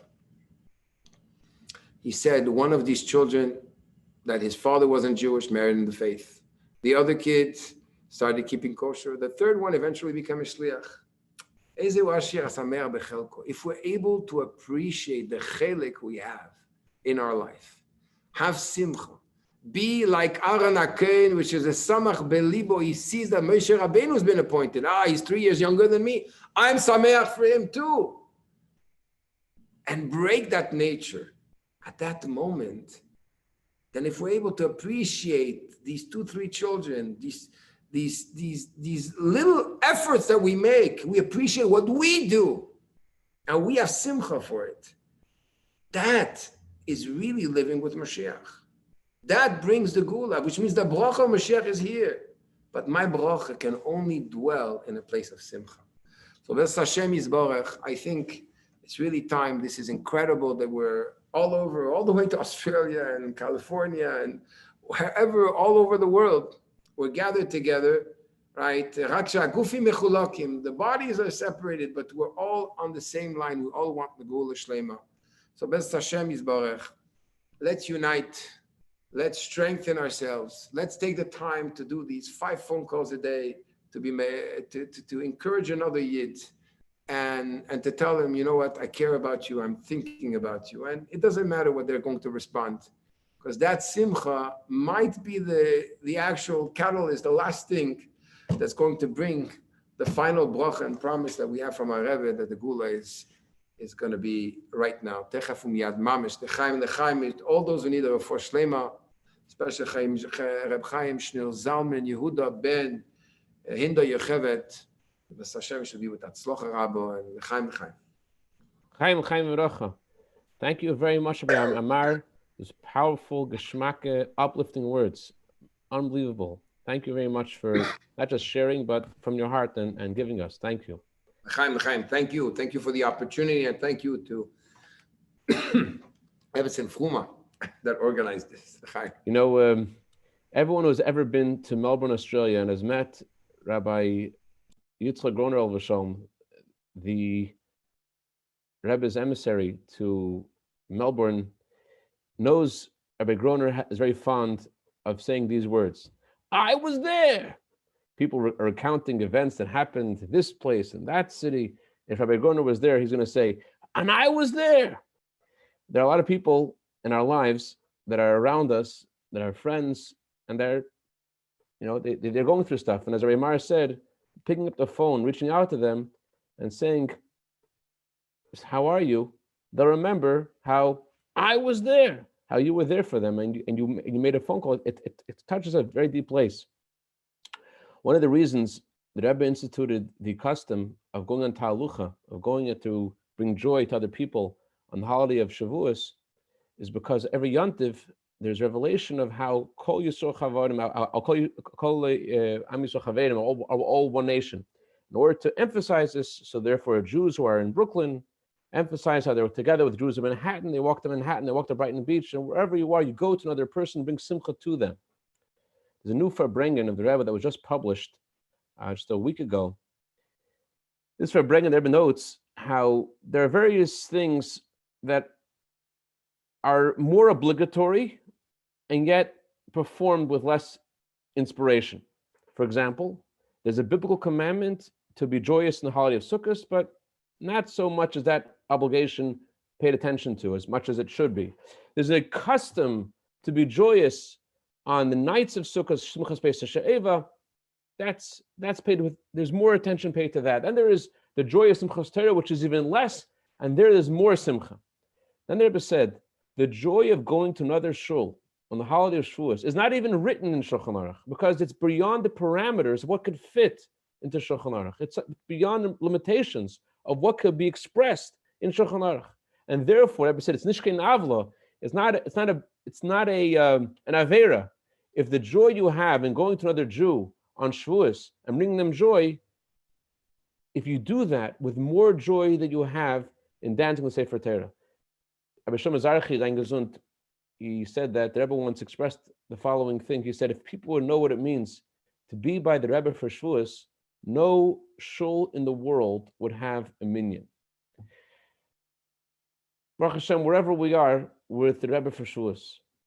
And on Shavuos, there are people around you which need a little simcha. So maybe you're not going to shul, maybe you are going to shul, depending where you are, depending what's going on in the world. But go out there, go take a walk, salucha, and bring simcha to another person. Is it official? Is it a custom? Is it a minhag? Is it a mitzvah? Calling someone up before you, reaching out, is it official? It's a mitzvah, it's a minhag.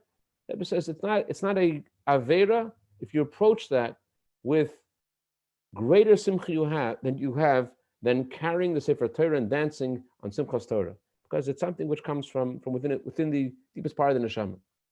Anyways, the person you call and you reach out to will always remember, I was there.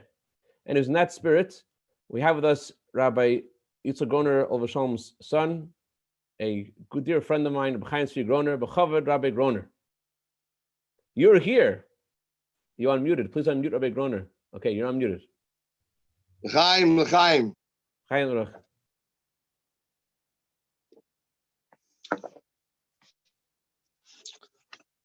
Continuing from the previous speaker, who was talking about the Indian of Emunah B'tochen.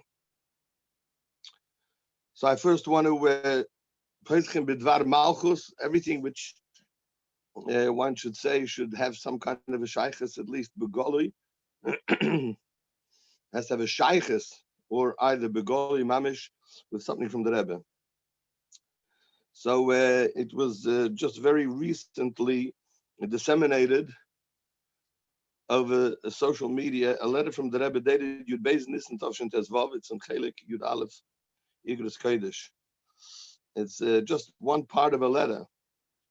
V'hi rotzoin sheyimei habitochen v'yimei ho'emuna b'Hashem v'Moshe avdoi yifoil b'chol echad ve'echad meitanu liyos chazokim b'emunaseinu lispashtus de'Moshe sheb'chol dora sheb'deirenu zeh hu chak muchad mur. That it should be the Eibishter's will. So this is a Yud Beis Nisan leading up to Pesach. It should be the Ratzon of the Eibishter that these days of Bitochen and these days of Emunah B'Hashem, of Moshe Avdoi, should have an effect on each and every one of us, that we should be strong in our Emunah, in the Ispashtus of the Moshe, the extension of Moshe, which is in every generation, and in our generation, the Rebbe always said it's the Rebbe the Shver. The Loi Emunah B'derech Makif, not in a makivdika way. I'm sure I don't have to translate that. Which then here the Rebbe is actually explaining what it means. That it's then the emunah b'derech makiv means that it's not relevant to anything but poil. Ella b'hanegeh lepoil. But the Rebbe says you should have it should be negeh b'poil. Then the Rebbe is talking about an union of the moisdes, etc., etc. Must have been a specific situation. I suppose that this is why it's only the last part of the letter. But the Rebbe is referring to the lead up to Pesach as days of Bitochen and days of Emunah B'Hashem B'Moshe Avdoi, because that's what Yitzias Mitzrayim. Yitzias Mitzrayim culminates with Kriyas Yamsuf, Shvi Shel Pesach, as we know in the Drushim, in the Maimor Chassidus of Pesach. It is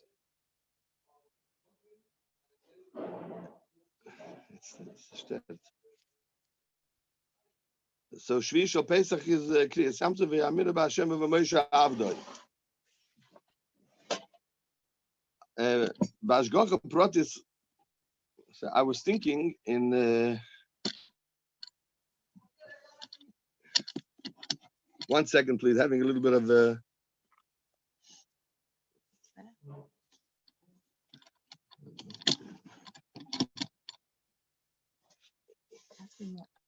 I know. 1 second. Let me just fix here the situation with. Okay, I think that's better now. Yeah. Okay. So I was thinking when I read this letter a few days ago, I was thinking that Ashgacha Pratis, that this was disseminated now the days coming to Shavuos.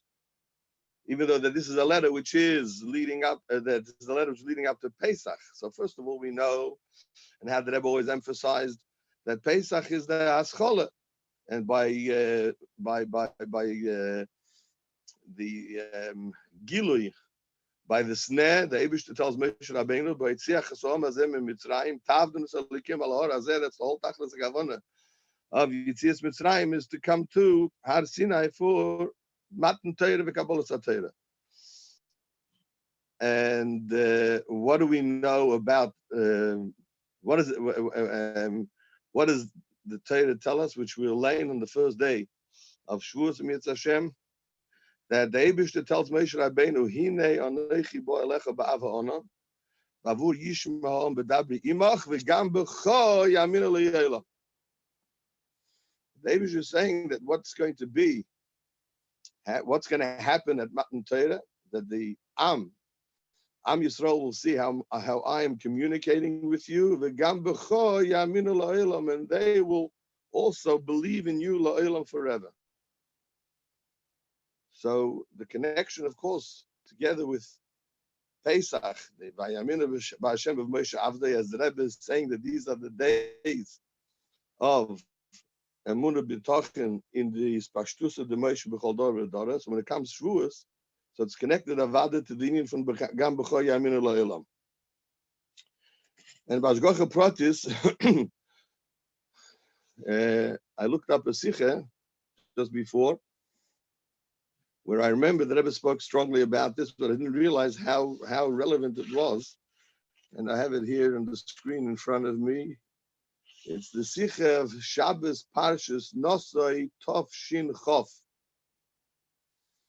Okay, we are in the week of Parshas Nosoi, but Parshas Nosoi mostly is after Shavuos. And that year it was like after Shavuos. And the Rebbe starts the Farbrengen, the noch that we have, that the Friedige Rebbe told a story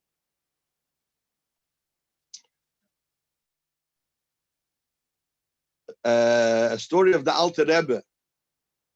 In Bekitzer, the story is going back to Tov Kuf Lamed Aleph. It was still Bechayev of the Magid. And the Alte Rebbe had a Farbrengen. He had a minyan, he had his group of people, a minyan, and amongst these people of the minyan, there was a Yid, Reb Shleime Lekach Macher. He used to make lekach, because that was his parnasa. He used to make lekach for Sudas Mitzvah.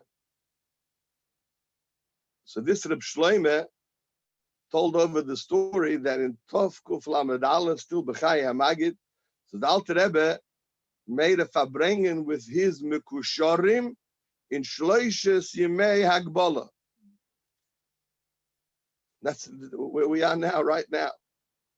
And in that Farbrengen, the Alter Rebbe spoke about that which it says in the Torah, that the Eibishter tells Moshe Rabbeinu in Shloishes Yemei Hagbala, the Gam B'cho Yaminu Li'olam. And the Alter Rebbe asked the question, the Chayre, it looks like it's Sheicha. The Eibishter is like bribing Moshe Rabbeinu. That because of the work that Moshe Rabbeinu will do to bring the Yidden to Har Sinai, so the Eibishter says, "V'gam b'cho yaminu la'olam." I mean, what's happening over here? Why is the Eibishter telling Moshe Rabbeinu? It's right at the beginning of the Shlich. No, it's already there. It's at the time in Shloishes Yemei Hagbala. It says that you brought the Yidden to Har Sinai. What? So the Eibush is like giving sheicha, bribing Moshe Rabbeinu, v'gam b'cho yaminu la'olam. So the Alter Rebbe brings the Pirush of the Ibn Ezra, which says that up until that time, by certain people, there were fakest doubts in the union of Nevuah. That means even though that it says Vayaminu b'Hashem v'Moshe Avdei, but there it doesn't say Vayaminu Kol Yisrael. There was still a number of Yidden who did not believe. So came along the Eibishter now and tells Moshe Rabbeinu that now he promises him there's Avtocha v'gam b'cho yaminu la'olam.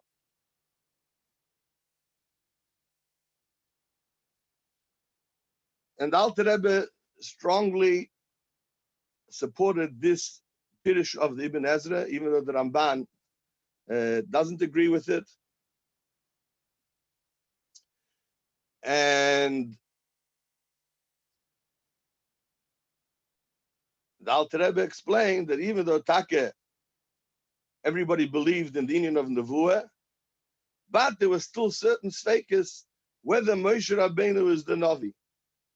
And the Rebbe says that the way that the Frierdiker Rebbe expressed this doubt, that what was the doubt? There is there. Right? Who is who? There is an union of Nevuah, but there is there. And so this was the Eibishter's Haftocha to Moshe Rabbeinu v'gam b'chol yamin elohelam. Alter Rebbe then concluded,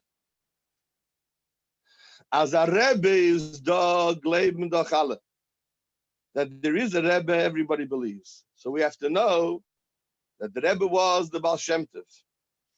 And in our generation, said Alter Rebbe then in Tov Kuf Lamed Aleph, the Rebbe is the Magid. The Rebbe continues in the Sikha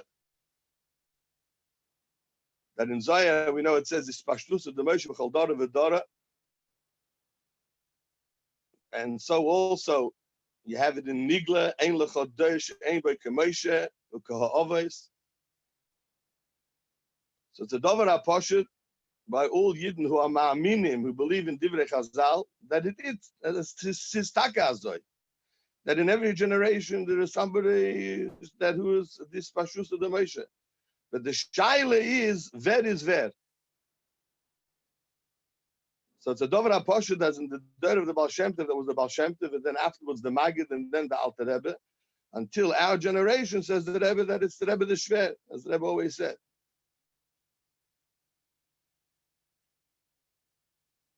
And the Rebbe says how much more now, Madach, that the Frierdiker Rebbe started and is telling us how it was 100, the Rebbe called it, gave us a gris, a regard from how it was 150 years ago. So it's is das avade a davar ha'pashut. Nowadays it's surely a davar ha'pashut, something which is obvious. Now the Rebbe continues as follows. It says when the Frierdiker Rebbe came out with the Kol Koire, b'negei la'alter l'tshuva, la'alter l'geula, as many may know that in Tafshin Gimel, and you see it in the Sichos and especially in the letters, you look in the Igros of the Frierdiker Rebbe, la'alter l'tshuva, la'alter l'geula. The Rebbe actually calls this that the Frierdiker Rebbe was making like a case, right? Immediate tshuva will bring immediate geula. And the Chassidim then disseminated these Kol Koires. And there were those Chassidim who were Meisif, as das is who. I'm reading it from the Hanocha, which we have. I was Rabbi Levin, I was not at that Farbrengen, Tafshin Chaf. I was already in Australia, baby. I can't say I was there, but I'm reading from the Hanocha.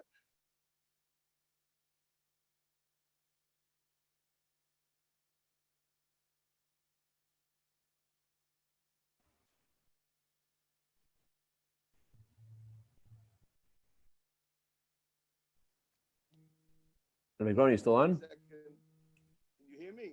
Yeah, now I hear you, but not as strong as before. Yeah, because I had it turned off. Sorry, I'm using my cell phone because the reception is better on my cell phone. And somebody just tried to call, and I tried to reject the call. You say you weren't there, but when a chassid says a word from the Rebbe, it's supposed to be that he's picturing the Rebbe talking to him in that moment, not reading from a book. 100%. I just wanted to refer to what you're saying, Taka. My father, Shalom, had a tremendous memory. And when he used to tell over a memory from the Frierdiker Rebbe's times, he used to relive it. And he used to say, I see it now. Nicht das Sach von früher. So the Rebbe says in the Anoche that the Chassidim, of course, publicized these Kol Koires. Everybody knows what a Kol Koire is. A Kol Koire is like a declaration. And so there were those who were Meisif, as das is who. The Frierdiker Rebbe is Mashiach. That's what it means. As das is who. I'm continuing from the Rebbe's Sikha. So somebody came along with a taina to one of the Polish Gute Yidden, as it says over here. And that getaina tayitochen, how could this be? How do we allow Chassidim to disseminate Kol Keiris, and especially with this Eisofa? So this Gute Yid answered, he says, let's think about it. We believe that b'chol yoim sheyova. There are those people who say the ani mamins. Others are yotzim mimachshava. Right? And there are those who say it. So obviously, if we believe that b'chol yoim sheyova is doch Mashiach do. Right? So Mashiach has to be here. If Mashiach can come today, Mashiach has to be here.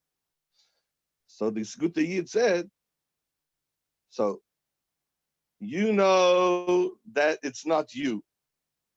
And I know that it's not me. And it has to be somebody. So Hein vos ardir as dos is er. So what do you care if it's him? This is the Rebbe telling over in this Sikha. Okay, this is Lashon Harav. I'm not saying it's Meduyik Lashon Harav necessarily, but sure it's close to it. You know, sometimes in the Hanochis, you have sometimes, and if the Manichim were Matzliach, that they sometimes have there more Lashon Harav in a Hanocha than when it comes out in the Likud. What's the bottom line So of it? I just, the interject over here is my father, Allah Shalom, told also the story that he was then in New York at that time, and the Friedrich Rebbe, the Kol Keira and all of this Koch, and he was in Brownsville in the Stiebel over there. They moved in Stiebel, and somebody once said, also, the Lubavitcher Rebbe is looking at Mashiach. So there was another Yid, the Nishkel Lubavitcher, he was actually a Belzer Chosid, and he said, Famir is the Lubavitcher Rebbe ganz fine Mashiach. Anyway, so the Rebbe continues. The bottom line is we're making a hachana to Shavuos, and the Rebbe says over here, referring to this Farbrengen of the Rebbe, from V'gam b'cho ya'aminu li'olam. V'gam b'cho ya'aminu li'olam. The last Maimer of the Rebbe that we have, La'esata, is the Maimer V'ata Tetzaveh. V'ata Tetzaveh talks there the Indian of Raya Mehemne, and the Indian of Emunah, and all the different levels of Emunah in the Nefesh V'chulu. The Rebbe is saying that this is the ganze Indian from Aroya Neman, is to nurture and to bring out the Emunah in Tzayim Adisai. Rabbi Groner, right? Could I ask you to share that story? Could I ask you to please share that story about your father calling the Rebbe's office about the car accidents that were happening on Hotham Street? I will share that story soon. First of all, my father didn't call the Rebbe's office. My father was in New York. Okay, please go ahead. My father was in New York at the time. Yeah. All right, we'll soon get to that in a minute. But this is the nekuda that the Rebbe is saying out that the ganze from the Arayim Emne is to bring out the from Emunah. And we have all of these challenges, especially now. We're a month before Gimel Tammuz, 26 years. And the Emunah, v'gam b'cho ya'aminu li'olam. V'gam b'cho ya'aminu li'olam is not only Asidah Rebbe. No, what the Rebbe said is happening, and what we have to prepare for, and we have to bring it. It's our shlichus. And that's this galus of Melech HaMashiach. When as ved is ved, and vos ardir as dos is all of these things we have to think about and see from the Rebbe's sichos and from the Rebbe's mekayres, etc., etc. So I'm not going to elaborate. What Rabbi Levin is asking me is an Indian of the Rebbe's, Indian from Trachtgut with Zayngut, the Indian from Bitochen, which was spoken before by the previous speaker, Rabbi Amar. The story was that there was a car accident. It was Rabbi Levin. It wasn't Hotham Street. We can't hear you anymore. We lost connection. It wasn't Hotham Street. It was. And this was. Rabbi Groner, rewind a sentence because you got cut out for a second. It wasn't on Hotham Street. Where was it? It was on Balaclava Road. Anyway. Balaclava. The point was, yes, it was with Rabbi Yaakov Min, and he told the story himself. And it recently was publicized that it was a trolley car. That was mechazik But anyway, my father wrote into the Rebbe because there had been, in the course of that year, a number of Rahman al tragedies, taka with cars, and there had been one just a few weeks before. This was a Shchedish Tammuz Tov Nun. And the Rebbe's answer was, Kesheyachlit, shekvar bo azman de milui Rabbi Seinu, de milui tzivui Rabbi Seinu nisiyenu as trach gut vet zayin gut yase came a poil mamish.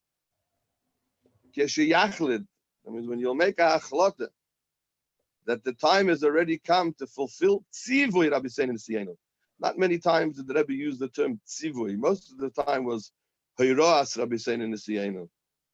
There were some times when the Rebbe used the word tzivui, but it's a very strong lashon. There's one time I saw the Rebbe use psak din. Talk to us in English, how we go. No, we don't know about tzivui, psak din, hiroes. What do you mean? Tzivui means a command. Hira means an instruction, and a psak din means like a halachic ruling, a ruling. Tzivui is a command that our Rebbe's commanded us that through bitochen, through thinking positive and having full trust in the Eibishter, that everything will be good, no matter what the situation is now, and no matter how bleak the situation looks, but you have full trust in the Eibishter that everything will be good and the Eibishter will deliver. It will be good, that we can see it's revealed and we can taste it and we can touch it. So that in itself brings that it should turn out positive. So your father talking about his car accidents, Rebbe is saying, decide to think good, and that will change things. That's right, exactly. That's the hira, that's the tzivui. Bekitzer, the story, the Rebbe in the famous sikha of Trachel Gvazang, the Rebbe refers to the story of the Tzemach Tzedek, which the Friedrich Rebbe tells of in the Igris. It tells a story, a chassid came to the Tzemach Tzedek, and one of his children was very, very, very unwell seriously, and he was crying, and he asked for a bracha for a rafua, and the Tzemach Tzedek said, Tracht gut vet zayin gut. The chassid then said to the Tzemach Tzedek, Ich soll trachten, the Rebbe soll trachten. He's coming to the Rebbe. And the Rebbe is telling him he should think positive, he should think good. He's coming to the Rebbe. You go to a Rebbe, you go to a tzaddik. So the Tzemach Tzedek says, yeah, aber ich darf sagen, wie es arbeitet. Something like that is the lashon. Yeah, but I have to tell you how it works. Right? It works through the person strengthening one's full trust in the Eibishter, as it's elaborated upon by the Rebbe in so many different letters, and particularly in Igris Kodesh, etc. And from the Friedrich Rebbe, bitochen is that you trust in the Eibishter so much that you are already b'menuchas hanefesh. You have already peace of mind because you know that everything is going to be good. So I just want to relate it again back to what I was saying before, that v'gam b'cho yaminu li'olam. So as was explained, that the tzivoy Rabbi Seinu nisiyenu, when the Rebbe uses the word tzivoy, a command, we're coming now to Matan Torah, and the Eibishter gave us taryag mitzvahs.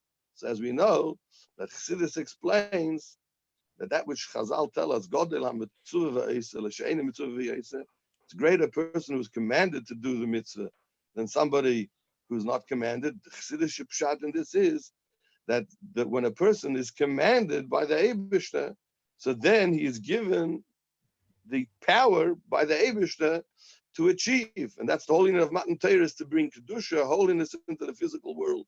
Before that, there couldn't be any Kedusha in this physical world, in material objects. So the Eibishter broke this barrier and gave us the commandment, and commanded, it gives us, empowers us to bring Kedusha into the world. And the Rebbe also tells us and instructs us and telling us that that's a tzivui command. Actually, the Rebbe is empowering us. And he's giving us, it's the union of Rai Mehem, he's giving us the power, but we have to release it, and we have to reveal it within ourselves, this power of emunah in the Moshe Rabbeinu shebedoyer, the Rai Mehemna, and also in the Mashiach shebedoyer. Yeah. And what I want to say, this union of bitochen, that we are waiting, we put our full trust that the Eibishter will deliver everything, right? this brings it to happen. The Rebbe says the same thing is in regards to the tzipiyah, that when we are anticipating and the tikva and the hope and the waiting that Mashiach is definitely going to come. There's no question about it. And we are hoping and we are yearning, as the Rebbe, there's the famous sikha from Zayin Oder, Tov Shin Mem Vav.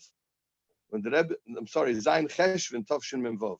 When the Rebbe said to send 10 letters as a chain letter about the union of tzipiyah, about yearning and longing and waiting and anticipating the Geula, one pirush from the Chidah, right, where he says that what is the pshat that we say?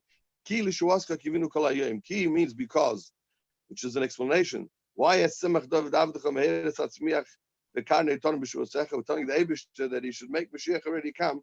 Ki lishuaska. We're telling the Eibishter. Why? Because lishuaska kivinu kol hayom. We are waiting for your salvation every day. And the pshat is every single moment of the day. What does it mean because we are? What's that? How's that a reason? Says the Chidah that yes, that the reason why the Eibishter should do it is because we are waiting for it and we are longing for it and we are yearning for it. That was the Chidah. But then there was also the Radak, which the Rebbe referred to it as Dvorim Mavhilim. Mamish, that's the way the Rebbe Mavhilim. And just the Radak is in the Pirush at the end of Shmuel Beis, where it talks there about a situation when there was Rachmana Litzlan and Magefa, unfortunately, it's Hoya Rachmana Litzlan recently, and the Eibishter should eradicate it immediately. Mm-hmm. And he says there, the Rebbe calls it Dvorim Avhilim, like shocking words about the tzipiyah and the tikva for Mashiach, and just putting it in a positive light, what comes out from that Radak, that when we have these strong feelings of yearning and longing and hoping for Mashiach to come, that eradicates Magefas. That's really what comes away from the Rebbe wasn't talking then in the time of Magefa, but now we're in the situation we're in. But that's the gist of that Radak. That an antidote to the Indian of Magefa Rachmana Litzlan is strengthening our yearning and our longing and our hoping for the Gilead of Mashiach. So again, we're talking about the Gam B'choya Min L'Olam. So Rebbe and that is there and that is there. So I just want to say there is a discussion in the Mefarshim and in the Rishonim. What is the mitzvah of Anochi Hashem Lekecha? We have Asteres HaDibros, which literally means 10 sayings. 10 dibros means 10 sayings, translated as 10 commandments. But Anochi Hashem Lekecha is not a command, it's like a statement. I am Hashem who took you out of Mitzrayim.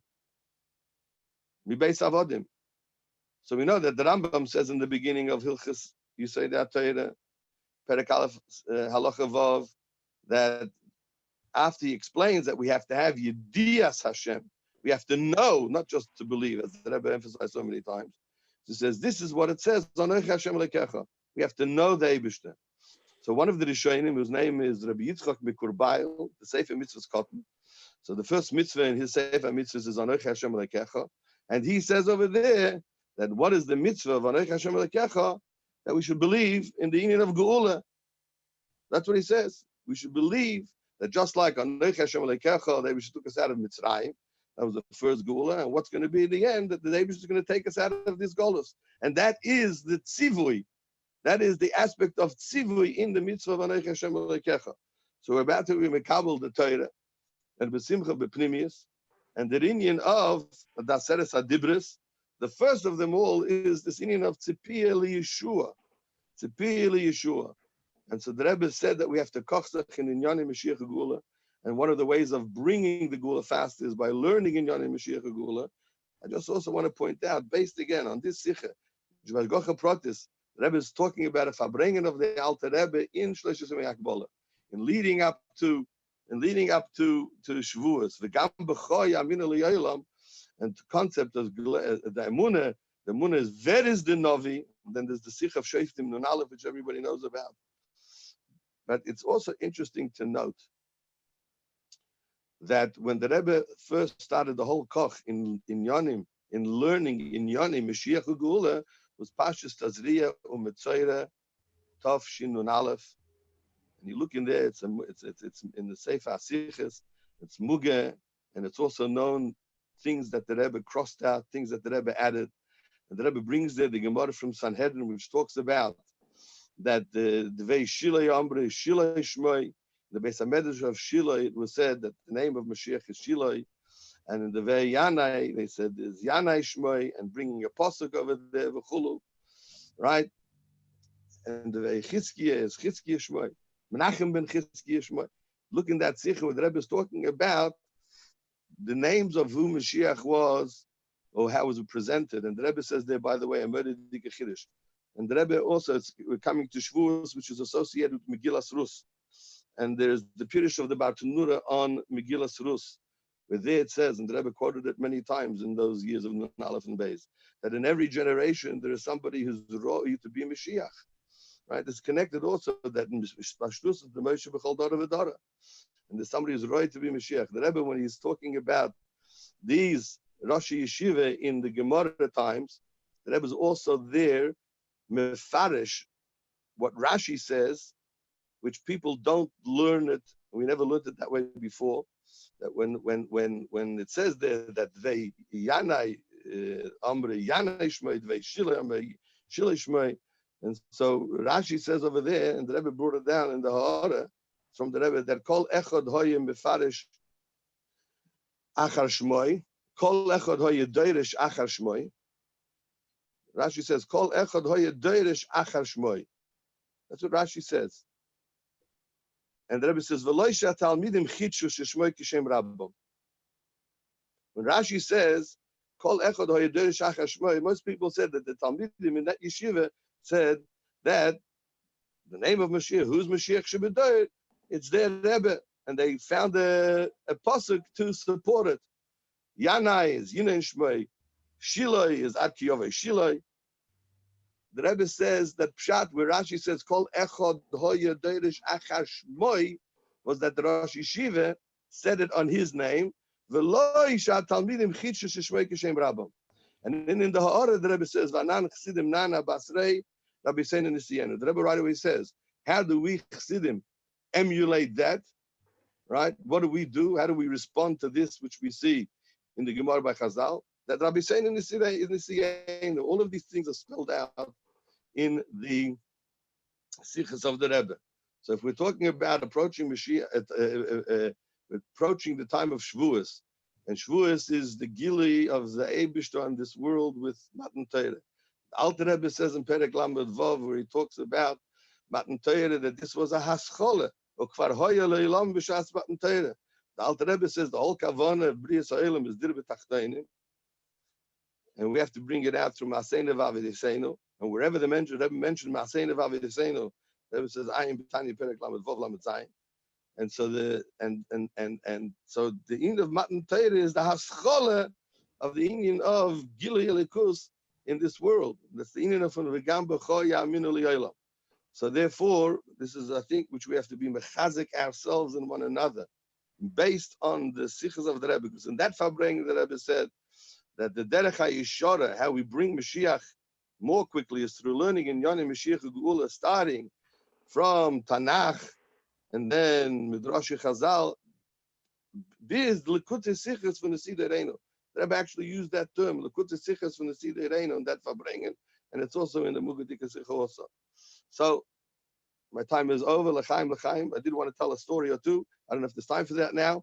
L'chaim, we should be zoiche in these days of Hachone and the Yimei Hagbola, as like the Alter Rebbe said in those days, as Mizol Wissen, as dead is dead, and ved is ved. And we should be zeicher that is galus from the Rebbe Melech HaMashiach b'yad mamash now. L'chaim. As the Rizhner Rebbe said, "Wer es soll sein, soll kommen. Whoever it may be, the main thing is that he should come." Aryeh Leib, give us a geschmack ending, Aryeh Leib. We have a great audience paying attention. They deserve a little break. Come on, give them a geschmack ending. I didn't mute this. Can you hear me? Yeah. So let's do beautiful niggin if you're still awake and can sing Wake us along. up, man. Give us some Meidani de Kaniga. Ay, ki anu amevecha v'heyata Elokeinu ahavavanu v'avanevecha v'heyata v'avinu ayahavavanu v'avotevecha v'heyata adoinevavenu havavanu kehalevecha v'heyata chevokevenu ya ya ya ya ya ya ya ya ya ya ya ya ya ya ya na na ya ya ya ya ya ya ya ya ya ya ya da da da da da ya ya na na ya hey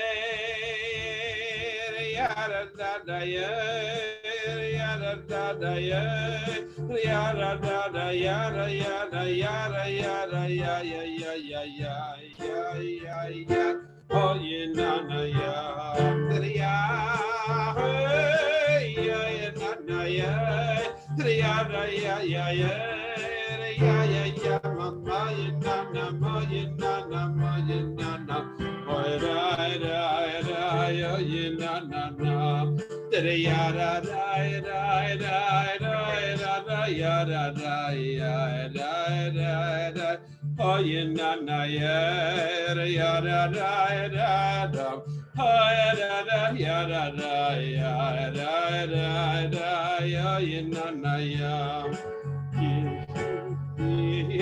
ya ne ava va beva khove ya ton like we knew Yahuwah never never Veyata Wabinu Hayama Whatever Veyata they never knew Yababa knew Kale never Veyata Never knew that ya ya ya ya ya that ya ya ya ya that ya da da da ya na na ya that ya ya ya ya ya that ya ya ya ya ya that ya da ya da oh ya na na ya ah ya ya na na ya ya ya na na ya ya ya na na ma ya na na ya ya na na ya ya na na da da da ya ya na na ya ya hey ya ya na na ya ya mama ma yo ya ya na na ya ya na na ya ya na na ya ya na na ya da ya ya na na da ya da da da ya da ya da da ya da da oh ya na na ya da da ya da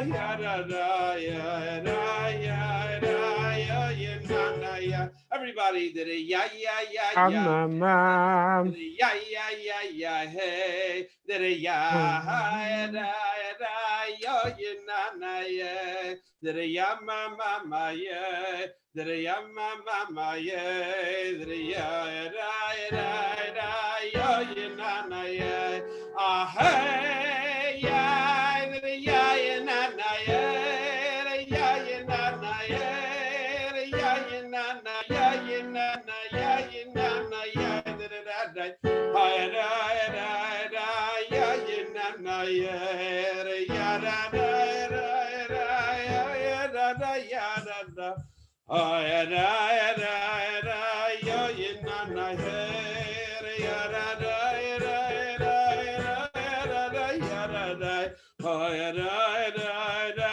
oh ya na ya da The Alter Rebbe said that Nigun is kulmus haneshama. Nigun is the pen of the soul. There is a lot of people are wondering whether or not they should try to bring their children to hear the Ten Commandments, to hear the Sefer Dibros on Shavuos. There are some places which it's impossible. There are some places which is possible, but they're wondering if it's advisable.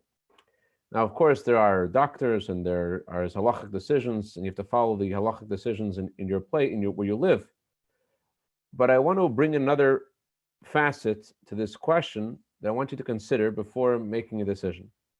In Los Angeles, there's a Jew named Shalom El-Harar who told me the story himself. And the story is as follows. Unfortunately, it was in France many years ago. I don't remember the year of the story. I think it was in the 70s. I don't remember. This man had a small yeshiva in France, and he got his baby got very sick. And although he wasn't a chassid of our Rebbe, but he still thought that it would be a good idea to ask the Rebbe for blessings. And he wrote a letter to the Rebbe, and the Rebbe responded to him that since we are now approaching the time of Shavuos, it's worthwhile to bring a minyan into the ICU so that they should read the Torah next to the baby. That's what the Rebbe said. So he said that bringing a minyan into the ICU in France at the time was like trying to go into, trying to storm the White House. So there's a lot of security over there. They didn't really like this idea, but he had clear instructions from the Rebbe, and they really made quite an effort, and they were successful. They brought a minyan into the ICU. The baby started to recover during the Torah reading. They read the Torah, and the baby started to recover, which means that there is not just it's a campaign that people should try to hear the Ten Commandments on Shavuos, but it's something that is beneficial for your health. Now, of course, it doesn't mean that you should throw all the rules out the window and jump out the window and see if you could fly, but it does mean that it's not just like matzah is called food of healing. So going to the Ten Commandments is also a bracha for all good things. So if you're able to go, and it's just requires a little bit of effort, and you're able to go, you shouldn't say, well, it's a little more difficult. I have to go to my friend's porch minyan. I have to do this. I have to do that. If it's possible to be done, it's worth it. It's a bracha for all good things. Not everyone can do it. Everyone said that there are different places in the world that they're forbidden to. They're unable to perform certain mitzvahs. They just can't. But there are other Jews which could perform certain mitzvahs. And the Jews which are in places which are able to perform those mitzvahs, they empower Jews which are in other places which cannot perform certain other mitzvahs. Like in Tanya, the Alter Rebbe writes that kindness is the number one mitzvah. And the Gemara says in another place, and the Alter Rebbe mentions in Tanya that Torah is the number one mitzvah. The Alter Rebbe says it depends which place, depends which time. But if you're living in a place and a time that you're able to bring your child to hear the Ten Commandments, it's not just for you. You're able to do something special for everyone. So it may be more difficult, maybe require a little more effort, but it's something which is really, really beneficial and something, just extraordinarily, right here in Los Angeles, just today, of all days, just today, just with enough time, barely, to prepare for Shavuos, the county allows, after the federal government and the state government, finally the county government, Los Angeles allows for there to be Torah readings on Shavuos. Now, of course, there's a lot of processing and to make it up to the standard of halacha and safety, but I just want to say it's worth it. It's worth it because it brings a blessing for all good things.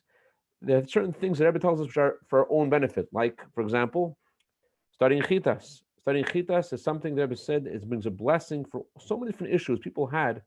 The Rebbe told them, learn chitas. My uncle, Chaim, he asked the Rebbe for blessing for different things. Rebbe responded to him, chitas, underline, question mark. And I think it happened more than once. Again, he was failing a little bit in his observance of chitas, underline, and this is associated with Shavuos because Shavuos is associated with the three tzaddikim. Moshe got the Torah at Har Sinai, and Shavuos is associated with the Torah. Shavuos is associated with the Tehillim.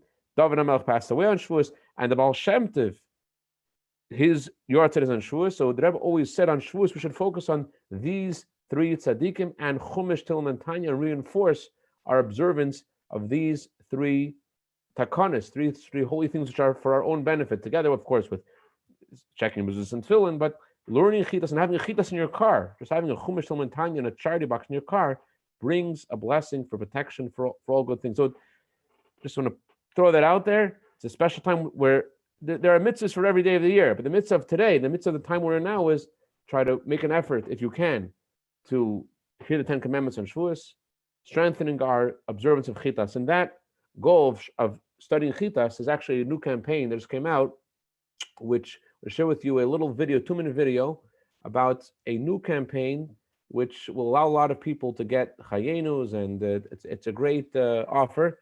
Yirxamiael, can you put up the video?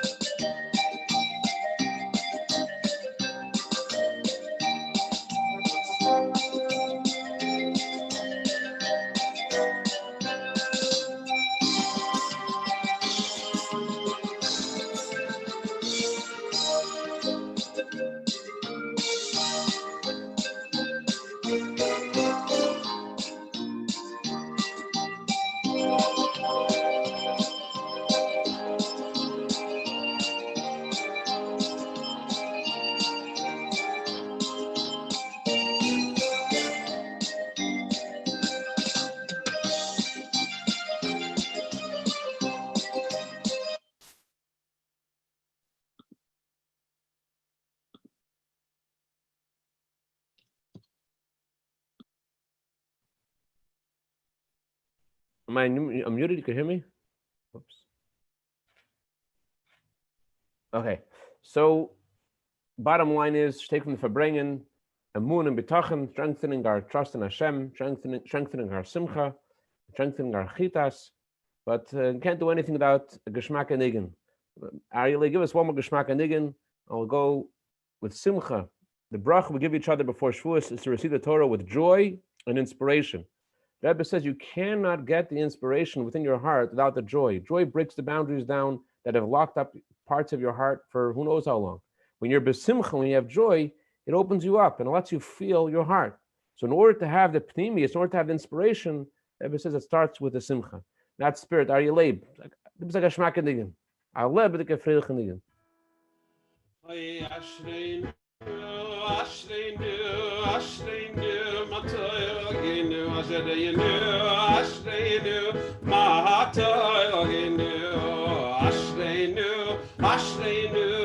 Ashreinu Matoy Chagenu Ashereinu Ashreinu Matoy Chagenu Umanayim Umanayim Goyralenu Umayafa Yafa Yerushalaynu Umanayim Umanayim Goyralenu Umayafa Yafa Yerushalaynu Umanayim Nayim Nayim Goyralenu Umayafa Yafa Yerushalaynu Umanayim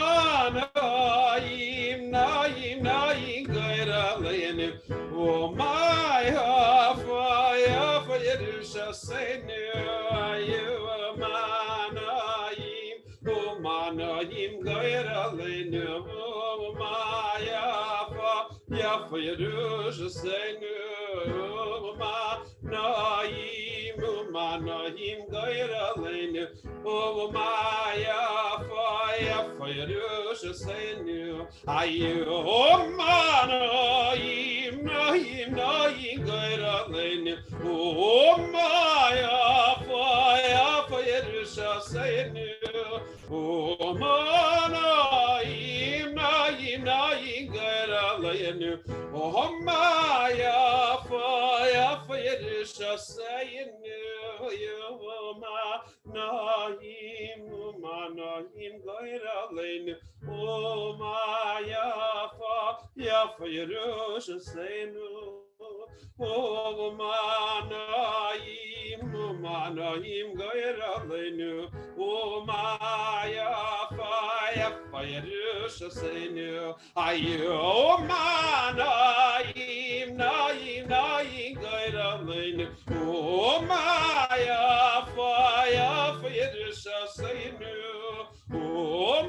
Umanayim Nayim Nayim Goyralenu Umayafa Yafa Yerushalaynu Umanayim Umanayim Goyralenu Umayafa Yafa Yerushalaynu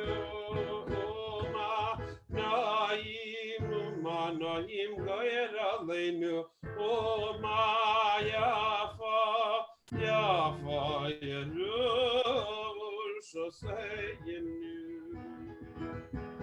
Wow. Shkoyach hayalib. You know, the Gemara says, Rav Chob Sumishchicha. There's always room for something delicious. No matter how full you are, delicious always room. So Baruch Hashem, there's no room for another niggin, Baruch Hashem, but I know it's already late. I'm not going to put you for another niggin. However, Rabbi Groner is just starting his day over there in Melbourne. I don't know what time it is, but compared to you, it's just starting his day. So Rabbi Groner, I heard you have a Geshmaka Maisa about Tanya in Melbourne, something with children. Please, Rav Chutz Mishchicha, there's always room for something Geshmak. A bit of Springer over Shom used to say, Ha Maisa Hoikar, the stories are the main thing. Give us a Geshmak Chassidish Maisa. B'chav Rabbi Groner.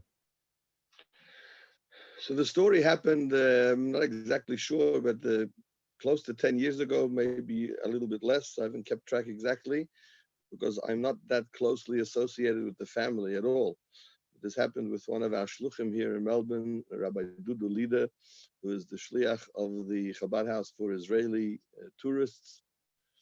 And so this story happened maybe approximately 8 years ago or so.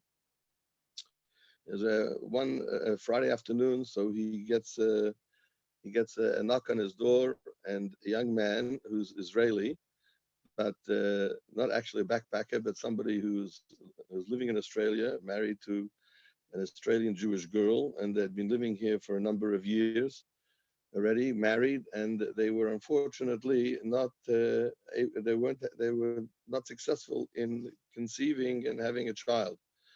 So a brother of this young man was here in Melbourne and was touring and went to the Chabad house for the Israeli backpackers and heard stories about miracles happening from brachos of the Rebbe, and even after Gimel Tammuz, when the Rebbe is not here physically, that we could see the Rebbe physically, but many miracles are happening. So his brother said to his married brother here and sister-in-law. He said, why don't you contact the shliach and get a bracha from the Rebbe?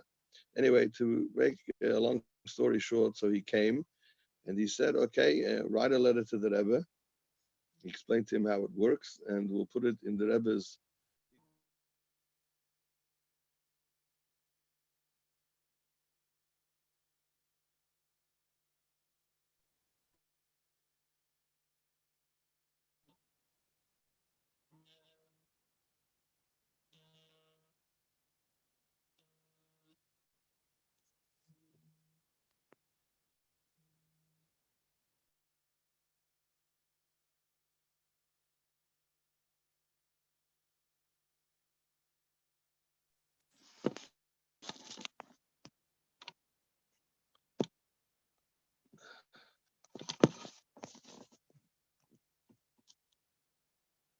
I'm sorry. Hello, I'm back on. Hello?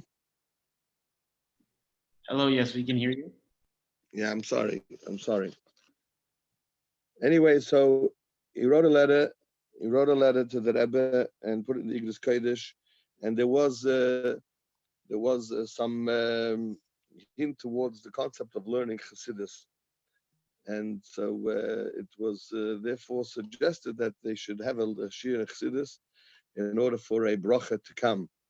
Initially, he did not take it so seriously and did not come religiously to the shir in Chassidus. So another few months went by, and he came back again heartbroken. Nothing's happening. Wrote a second time to the Rebbe and put it in the Igros Kodesh. And on that page, so he opened up, he's Israeli, he could read Hebrew, and he became very excited because on that page he saw the word Abba, which means father, of course. When the Rabbi leader reads the letter and he sees there that it says the Pnimius Abba. Now that's a Kabbalistic term. Those who know that it's talking about a level of Chochmah, Hashem's divine wisdom, etc. But it does say there the word Abba. Anyway, again, it was decided that what could be a channel for the blessing to materialize would be to start having a serious shir weekly in Tanya.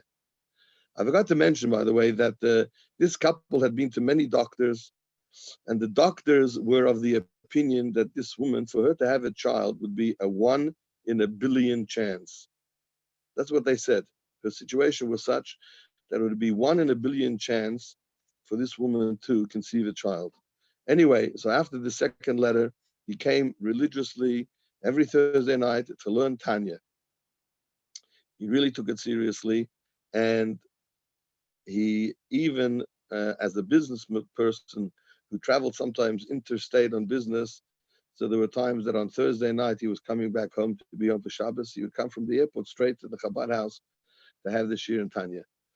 Okay, so it was a few months later that he called up the Shliach Rabbi Lida and he said, let me tell you that there is good news, that he tells us that his wife is expecting a child. He actually said that you had told me that when the blessing comes, I shouldn't inform you until it's the beginning of the 5th month, which is according to the Rebbe's instructions. And so the blessing came almost immediately after I had resolved to seriously and religiously come to learn Tanya once a week. And they were blessed with a baby boy, of course. And I'm saying, of course, they were blessed. They're blessed with a child. It was a baby boy. The baby is actually born on Yud Aleph Shvat. That's a significant day. That's when the day the Rebbe officially assumes his position as the Rebbe. And some years later, they were blessed with twins, a boy and a girl.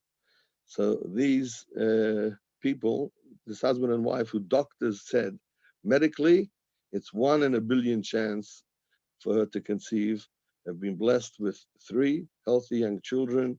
And this is the Rebbe's bracha, which came through the learning of Tanya. Chaim, we should all be blessed with everything good, materially and spiritually. As I mentioned before, we should see the materialization of that which the Alter Rebbe says in Tanya, that the beginning of the revelation of Hashem upon this earth, which will be fully realized when Mashiach comes, in chapter 36 and 37 in Tanya, should happen immediately now, even before this Shavuos. L'chaim.